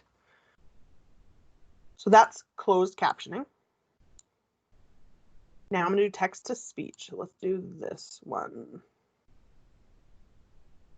Let's say, sorry, it's slow. It's thinking. But let's say we only want the audio to say, click each number to the right to display each step of the recipe, or type numbers 1 through 8 corresponding to each step. If it lets me select it, I'll put it in. Oh my Lord. Yes, this is an example of Captivate freezing. But yeah, so there is an option, Jessica mentioned it earlier, to change just text right into like a robo voice or an auto, I think they call it text to speech.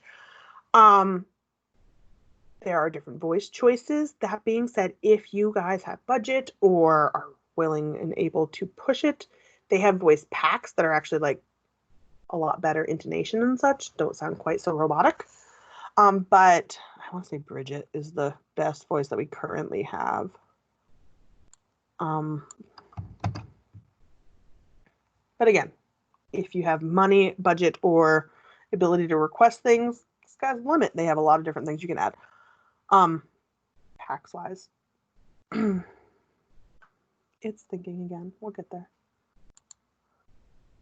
So to do text to speech, you have to have slide notes, just like closed captioning. Again, you can import those from PowerPoint if your project is a PowerPoint presentation. It's frozen again. We'll get there. I'm just gonna do the one. So, yeah, that's good. Actually, no, we'll do 2. Thank you. I just wanted to have 2 separate notes. So, just like with closed captions, if you want them to be text to speech, you'd select it. This is our text to speech column. It has a star there. It's because it's not made text to speech just by selecting it. So you hit your text to speech button and it's saying, whose voice do you want to use? These are our voice choices. You can also do all of the, change all of them at the same time by clicking up here. We'll go with Bridget. You can feel free to try out different voices. It doesn't matter to me. You can also switch back to your slide notes, but we're going to go through that. And then the button is generate audio.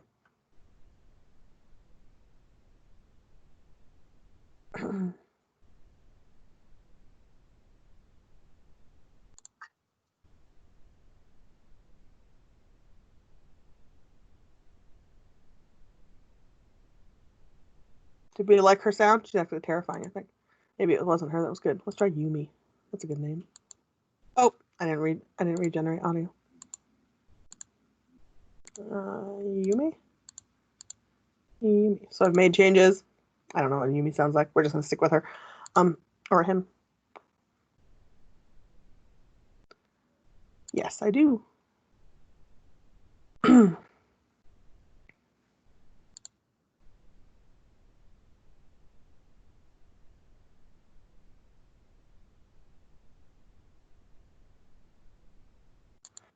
Oh, I just played it twice. I kind of like that, so I'm going to leave it. So now that we've made our text to speech, probably Yumi is not the most understandable for folks, but now that we've made our text to speech, if you look at the bottom of the timeline, the audio is there.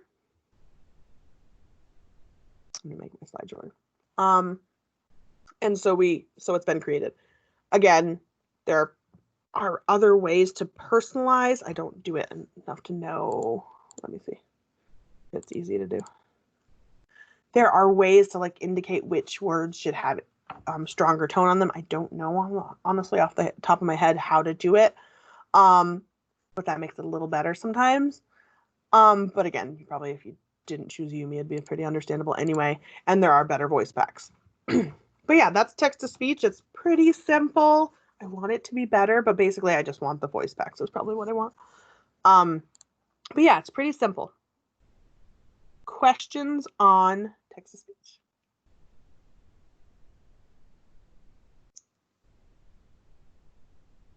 No. No? Okay. All right, so you're doing pretty good. We are at publish settings. Publish settings might change depending on your agency or department. Myself and 3 other system admins are the ones that are going to be uploading your trainings. So it'd be me, Hicks, I cover AHS. Gretchen King covers AOT, though I want to say Holly, who is on the call, works with her as well. Mary Borland covers DHR and any department that I don't say a specific person for, or department or agency. And then Brittany Marquette covers DPS. So if you ever need that information, you can email me and I'm happy to give it to you. But they would be the ones uploading your trainings. So they might have slightly different requirements, but it's going to be pretty close to the same because it's the same system. So to get to your publish settings, you go to your file menu and hit publish settings. I have a desk aid for this. Again, it says it's AHS specific because it tells you to drop it into my folder and that kind of stuff. But this Captivate part would be the same if you guys want it. So we talked about our general settings. Or no, we didn't really talk about these. That doesn't matter. This is where your files are saving automatically. So if it's on a shared drive, you'd want to switch it. Mine's on desktop. Here's your recording things where it says hear keyboard tap sounds. I mentioned turning that off because it's terrible. That's where that is. But we're just going to quiz. Quiz is where you actually get your publish settings. So right now it's gray because there aren't any publish settings set up. If you see at the top, it says enable reporting for this project. That means basically turn it into an e-learning. So we're going to select it and then all that fills black. We are using SCORM 1.2, not 2004. 2004 has a table of contents on it all of the time and can be frustrating because you have to design it well for it to be worthwhile. We don't have enough experience to tell you about AI, or I don't anyway, and I'm pretty sure the other ones don't either because we've talked about it. AICC or XAPI, it's possible we'll switch to that in the future, but for now, no. So it'd be SCORM 1.2. And you can choose incomplete or complete, or incomplete, passed, or failed. We tend to do incomplete, complete, because it does tend to benefit anyone to just fail a course and not have any way to retake it or anything like that. So we tend to leave it that way, but again, your choice. And then this is the most important part, successful completion criteria. There are a couple different options. User access means once they've opened the training, it's considered complete. The problem I find with that is that if someone takes it and or starts taking the training and has to leave and wants to come back to it, they don't realize they have to go to their completed transcript to find it, which is fine. They can still launch it from there. They just don't know and they get lost and they try to request it, etc. The next choices are slide views and or quiz. You can have both. You can require, if it's like an important compliance training, 100% view of slides and quizzes passed. You can require just slide views. Maybe there is no quiz, or maybe you just don't care what their score is. If you do any branching, meaning having multiple options where they might not have to go to every slide, don't leave slides at 100% or they won't complete it. Such as our compliance things where you do a drag and drop and then another option for someone who's using a reader. Sometimes I just drop it to like 90% just to make sure, but basically they've completed most of it. Likely they've completed all of it. Occasionally you have to do math, or you could literally list the number of slides. That would be completion, which is over here. So I have 3 of 27 slides. You'll see at the top of my screen. So let's say I know that 3 or 4 of them are not required. So we'll do 23. So now my completion is, once the user has viewed 23 slides, they are complete. It doesn't exit them or anything when they've completed. It's just what will make them mark complete. I like to be a little lenient because it's a little finicky sometimes too. So 100% is like literally, it doesn't have to be all the audio, but like literally 100% of slides. And sometimes there's like a credit slide they miss or something like that. I just like to be a little lenient. So I usually lower the percentage a little bit. For quiz options, you have quiz is passed, quiz is attempted, or quiz is passed or attempt limit is reached. Again, if it's not a compliance issue, I don't tend to go too deep with the quiz options because they're still going to get the quiz question offered to them, etc. So it's not a big deal. But if you have like really specific needs for passing, these are really helpful fields. So the other options, if you expand the quiz section, settings lets you know if the quiz is optional, like can they literally skip the questions or they take it. Again, I tend to leave the requirements lenient so that we don't have to deal with issues of people getting stuck all the time. But up to you. Then it wants to know what buttons you want. I don't do much on the screen, so I'm just pointing them out. It doesn't matter too much. It does have branch aware options. I have not played with them, so I don't know how good they are. But it's possible if you had like a scenario-based training that we could either look into that together or just look into it. I'm sure they have e-learnings on it. It's a popular and long-lasting program. It'd just be finding the e-learning that is the most current version that would be the struggle. So pass or fail is the last one that matters, in my opinion. And that is, if you did have a quiz, what is a passing score? So its default is 80%. If it's a compliance thing and they have to get 100%, obviously we have to change that. I don't love that, but it does happen for certain trainings. And then, or you can do a maximum amount of points. You can assign points to button clicks too. You can assign points to a lot of different things, so you can make a quiz really in depth. And then if passing grade, what happens? If failing grade, how many attempts do they get? Do they get infinite attempts? And if they don't get infinite attempts, what happens at that point? So a lot of times there isn't much to do with if passing because you still have your like, thanks for completing slide or whatever. So it might just be continue or even go to next slide. It could be that it plays a victory sound, like you can do anything with it. But it's just really not that, like it depends on what you want it to do. Basically, if I tend to leave it on continue, I don't have many needs for that specific item. And then same with failing grade. If it doesn't matter if they pass or fail, well, if they're allowed to take the quiz as much as they want, they can just play around with it as much as they want. I suggest just doing infinite attempts. And that's when or if you do more than one, let's say we have 3 attempts, this show retake button shows up. That's where the whole review quiz versus retake button comes into play. If they've clicked review quiz, this button will not show up. which is why I delete that button. But show retake button, and then after they've failed it 3 times, we're just going to have them send an email to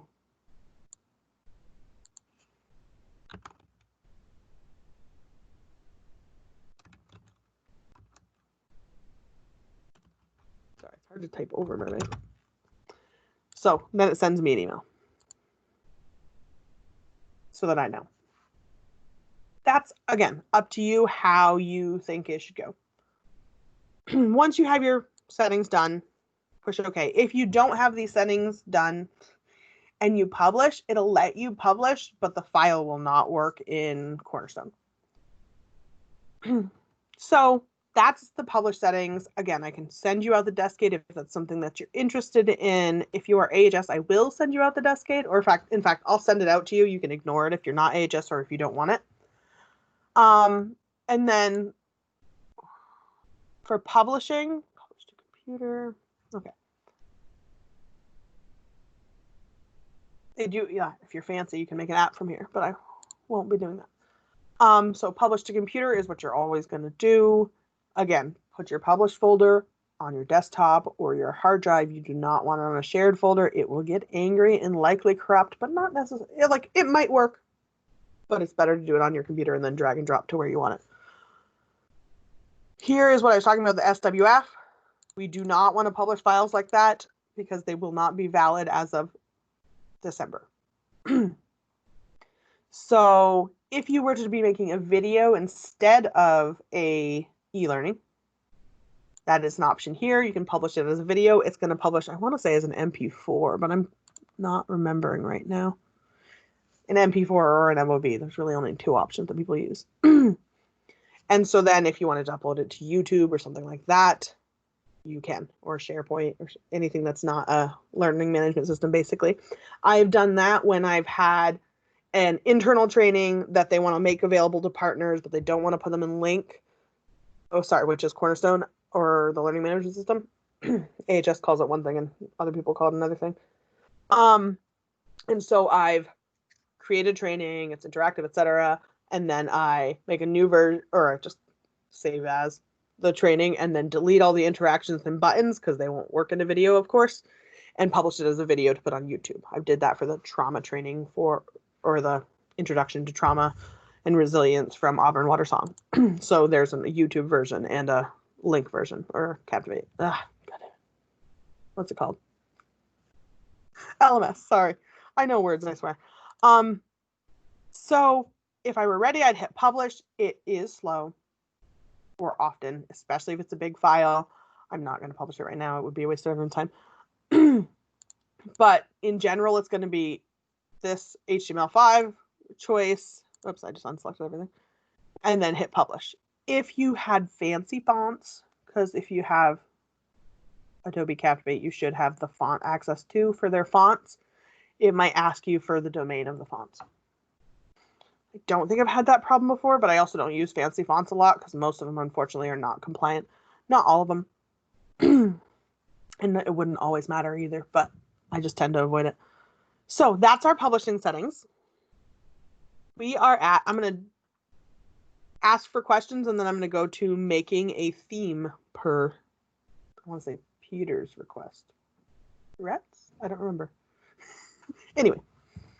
Question, yes, Rhett. No, I am interested in starting the process of creating a theme so that I can try to start converting things that I've been working on and learn that way. All right. We could definitely do that. Any other questions or any other topics you would like covered? Assuming we have time, which we likely will. A few minutes anyway.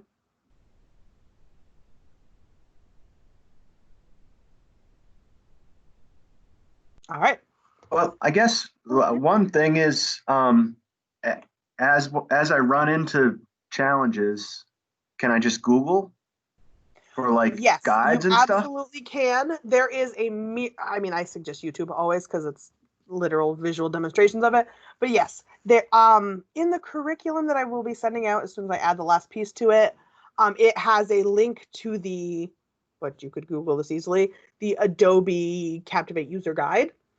So that's got a lot of like screenshots and Word versions. And then I have like 30, maybe less, maybe 20 of their mini micro learnings in there as well. I only included Adobe eLearning, like their own micro learnings about their own things. There are so many user created ones. I just didn't want to have to, I've seen them all the Adobe ones, so I knew what I was adding. So I used those and I knew that it was factual because it's Adobe. I've seen tons of really good e-learnings, and I taught myself advanced actions and drag and drops via watching YouTube videos. So you can absolutely, there's not billions probably, but so many resources online. You can absolutely teach yourself. I always recommend Googling it. And the only issue you'll come across is old version videos. That being said, if you have Captivate 9, I know somebody mentioned that they did, there are old version videos that will say Captivate 9 and it will show you how to do stuff. It's not going to be too much different as far as functionality goes, but there are, like the assets tab that I clicked on and showed you guys is 2019 this year. I mean, well, 2019 and update in 2020 basically. So you might not have everything that I have if you don't have, if you have an older version. That's really all I'm saying. Yeah, so the sorry? Department of Libraries offers online courses. I'd have to dig into it again, but I found a Captivate through the Department of Libraries online classes.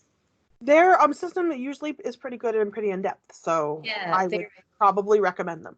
I haven't taken them to be And if Thank you you. guys have money to throw around, and I mean state money, training money, they have a e-learning setup. I think it's 8 hours of videos. It was a little mind-numbing because it's a lot of videos, but and I took it before going in person to a course, so it was a short time period too.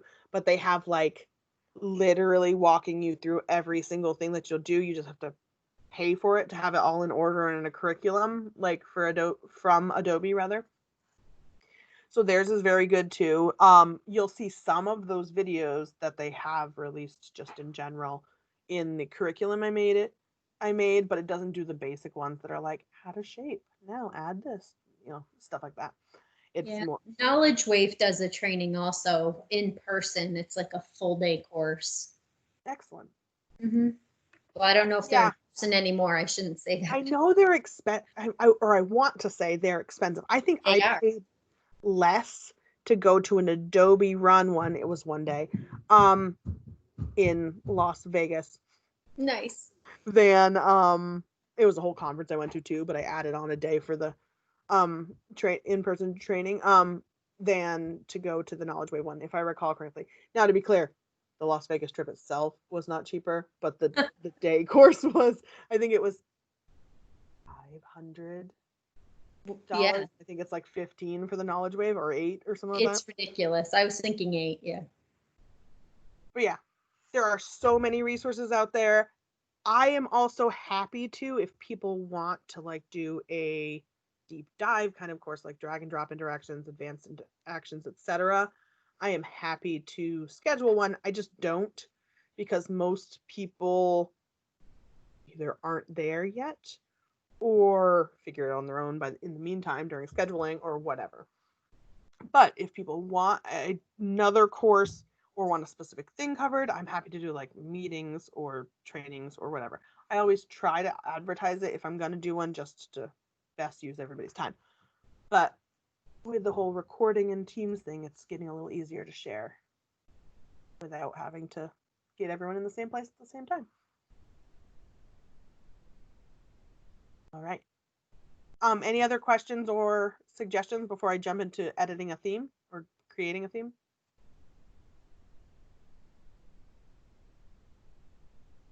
Oh, I'm already in it. I could do a blank project. Don't save. All right, file new. Sure. So creating a theme is kind of more about design than Captivate, honestly. It's knowing what you want and how you want it to look. I personally tend to like one of two scenarios, which is calm, pretty colors, and that would be more similar to this version, so like a more animated kind of style where it's like the same 3 to 5 colors used over and then objects. If you trying to think of it's not out available yet. There is a training out that we're working on right now related to bias and etc. That is kind of a like pretty abstract color style, that kind of stuff. I also have created a more realistic, but again, I either avoid people or use them a lot. I don't know why, but a more realistic thing with like brick backgrounds and that kind of stuff. So kind of like an earthy style background. It kind of depends on what you want, but you can literally make anything. In general with Captivate, I always say if you can imagine it, you can do it, which kind of sounds dorky or whatever, but really, if you can think of a website that's done something, it's possible to do in Captivate. Likely, you just have to figure it out how. So if you've had a website where you click and something cool happens and you want it to happen, we can do it. I promise. It's just figuring out what to do, figuring out if there's advanced actions, there's conditional things where you can click, or after so many are clicked, something else will appear, stuff like that. There's just so much you can do with Captivate that we have not even scratched the surface, and it's been just about 3 hours. So keep that in mind when you're making stuff. If you know what you want to do and you can't figure it out, feel free to contact me. I'm happy to dig in. If I don't know, I love a good mystery. So feel free to let me know. So I'm going to go into editing. When you edit any theme, you're going to start in the master slide view. If you start here, which is like the white generic theme, it's not going to have any pre-made pictures, but it will have pre-made slides for everything. So master slide view, you see I've got some title blank and some question ones. Let's just make this, I don't even know, add project background.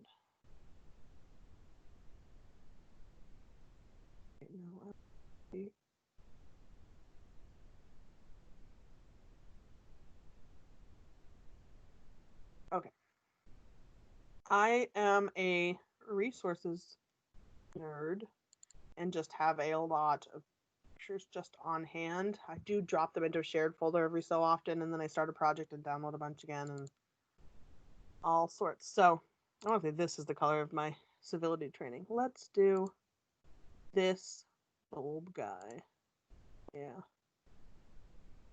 Let's make this lame. Yeah, that's blue. So we're gonna make this our main background. Where did you get all of these? A myriad of places. So resources, real quick.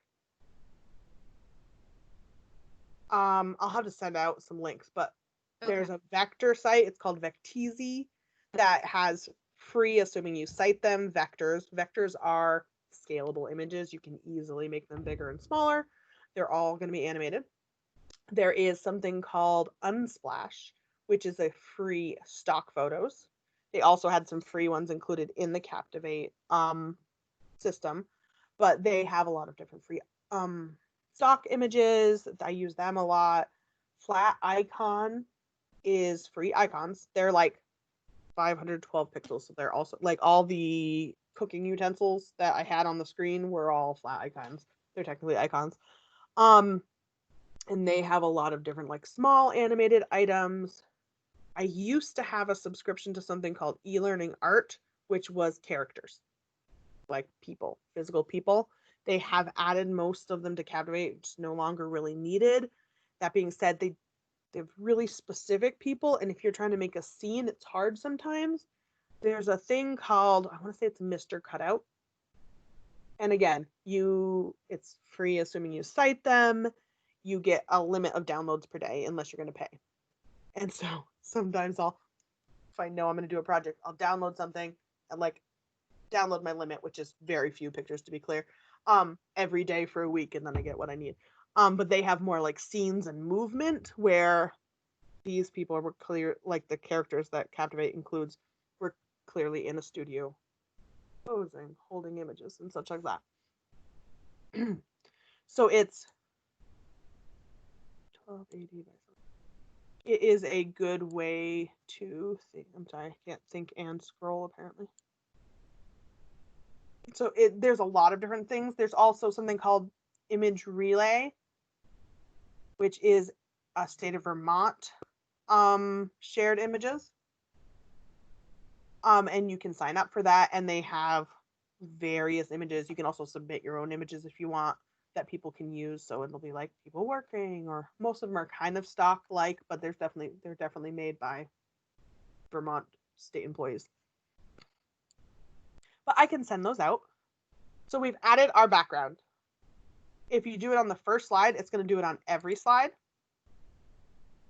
So you can do that, but I'm sorry, it's going to do it on every slide automatically, but you can edit them, is what I'm trying to say. So this one says over here that it's a master slide background, but maybe I want to add a project background. I can say words. And there's nothing in here yet, so I'd hit import. Try not to focus too much on importing. Let's just do anyone there. There we go. Fit, who cares?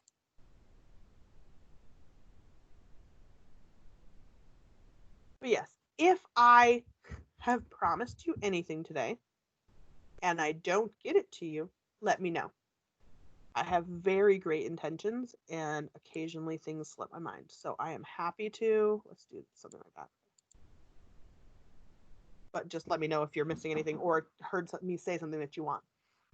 So we've added a different background. You can add as many project backgrounds as you want. Like sometimes I'll do a bunch of different similar ones. Sometimes I don't even end up using all the ones I do. And then there's different formats. So like here's a blank slide. Let's do this content one. Let's change it to a background. Change it to that. I don't usually do so much movement in the backgrounds, honestly, but we're pretending. Once I have my backgrounds done, so I again change along the way, I work on my text. You want to make sure everything is as high contrast as possible. So if you have a gray on a blue, that's bad, basically. I'm going to change that to white so I know that people will be able to see it. I'm just going to go through and do all of that. There is, I have a problem not finishing what I'm saying. There is on the edit menu an object style manager, and that you can go through and fast edit everything. So why they have light gray text on everything, I have no idea, but they do, and it's just not okay. And so you go through and click. Also, I tend to not go below size 24 font to make sure people can read it. They do a lot of 22s for whatever reason, which doesn't matter too much, but I go through and change them all. So I'm going to do that. I don't know why I'm doing black. This one clearly needs white most of the time. So let's say I went through all this. There's more than that. There's also quizzing objects over here. The answer area. What your hotspot's going to look like. What your highlight boxes are going to look like. If you have a click, it puts a highlight box where you're going to click. You want it to be a red outline or to fade it white or whatever. When you're done, you push apply. If you have a setup that you like, you can export it so you can import it later. Once it's applied, it's supposed to update. It doesn't always. So each slide should have an update and shouldn't be gray, but like it doesn't always update. Yeah. So again, you might still have to edit some things. So I go through and edit every single slide and I add multiple options. If I have a PowerPoint and I know, oh, this one I want to be a slider, I might go through and just add. You can copy and paste these. So and that's already needs edits. So I'll do that one. Let's do that one.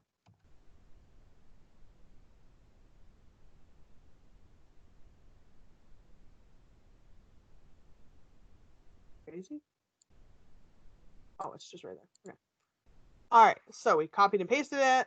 You can name it something else too. It says content 5. It could be slider. Again, this is a terrible background for this. Project background.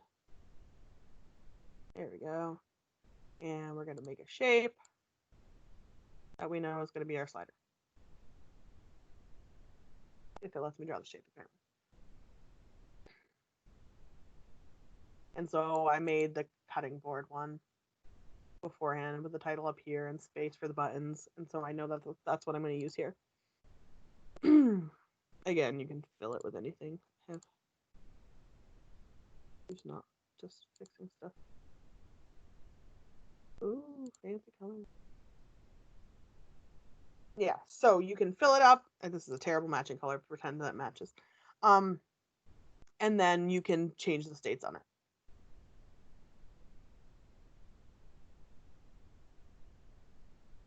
And exit. And so now that we have our very terribly created theme, I apologize. When you go to insert slide, all your choices are here. I'll stick in my slider. Sorry, I forgot to mention this. If you put a shape in the background, if you put a picture in the background on a master slide, you cannot click on it. The only things you can click on are things that have text. So if I added text, I could click on this, but I cannot.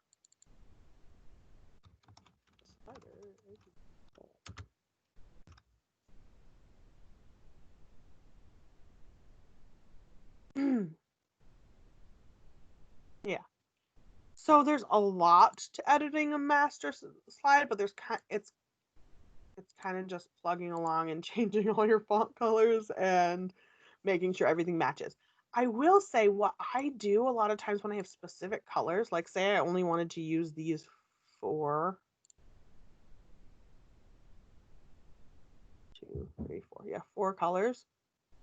I might do this, copy it,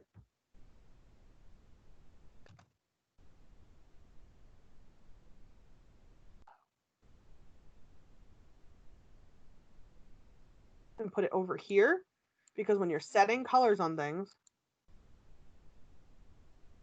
and when you do it on the master slide, it'll be on all of them. First of all, nothing here, or it's supposed to be, is going to publish. It's just going to be hiding out in the back. But if you're setting a color on things, oh my gosh, and you want it to match, you can just, oh, okay, that's still, oh, sure, why not? You can just hover over it and pick your color, and it fills it, which is really helpful if you have a really specific palette. I never talked about Zoom, but there's a best fit that makes sure it always fits in the screen, and that's usually what I use unless I want to see my palette on the side, and then I'll go smaller. I forgot to mention about closed captions that even if you make them, the button is not available unless you add it. So if you go to, and this will probably be, unless you guys have questions, the last thing I talk about. But if you go to Skin Editor on the Windows menu, it brings up what your play bar, see the white thing at the bottom, is going to look like. There are choices if you want it to look different. And you can choose different colors if you want it to match your theme. But right here, see closed captioning is unselected or deselected. Selected, that means there will be closed caption button available. You can see it here now. And then hit settings. I say hit settings because despite the fact that based on basic accessibility things, you should not use a serif font like Times New Roman, the standard or the default is Times New Roman. Makes no sense whatsoever. Perhaps you can change that in your defaults. I'm going to check. So I go to project here. That's going to tell you what slide it's applied to. And I go to whatever sans serif font you use. So Verdana is a typical one. It's also going to show you what your closed captions look like here. I tend to do, again, 24 is the smallest. Sorry, my son's downstairs now. Oops.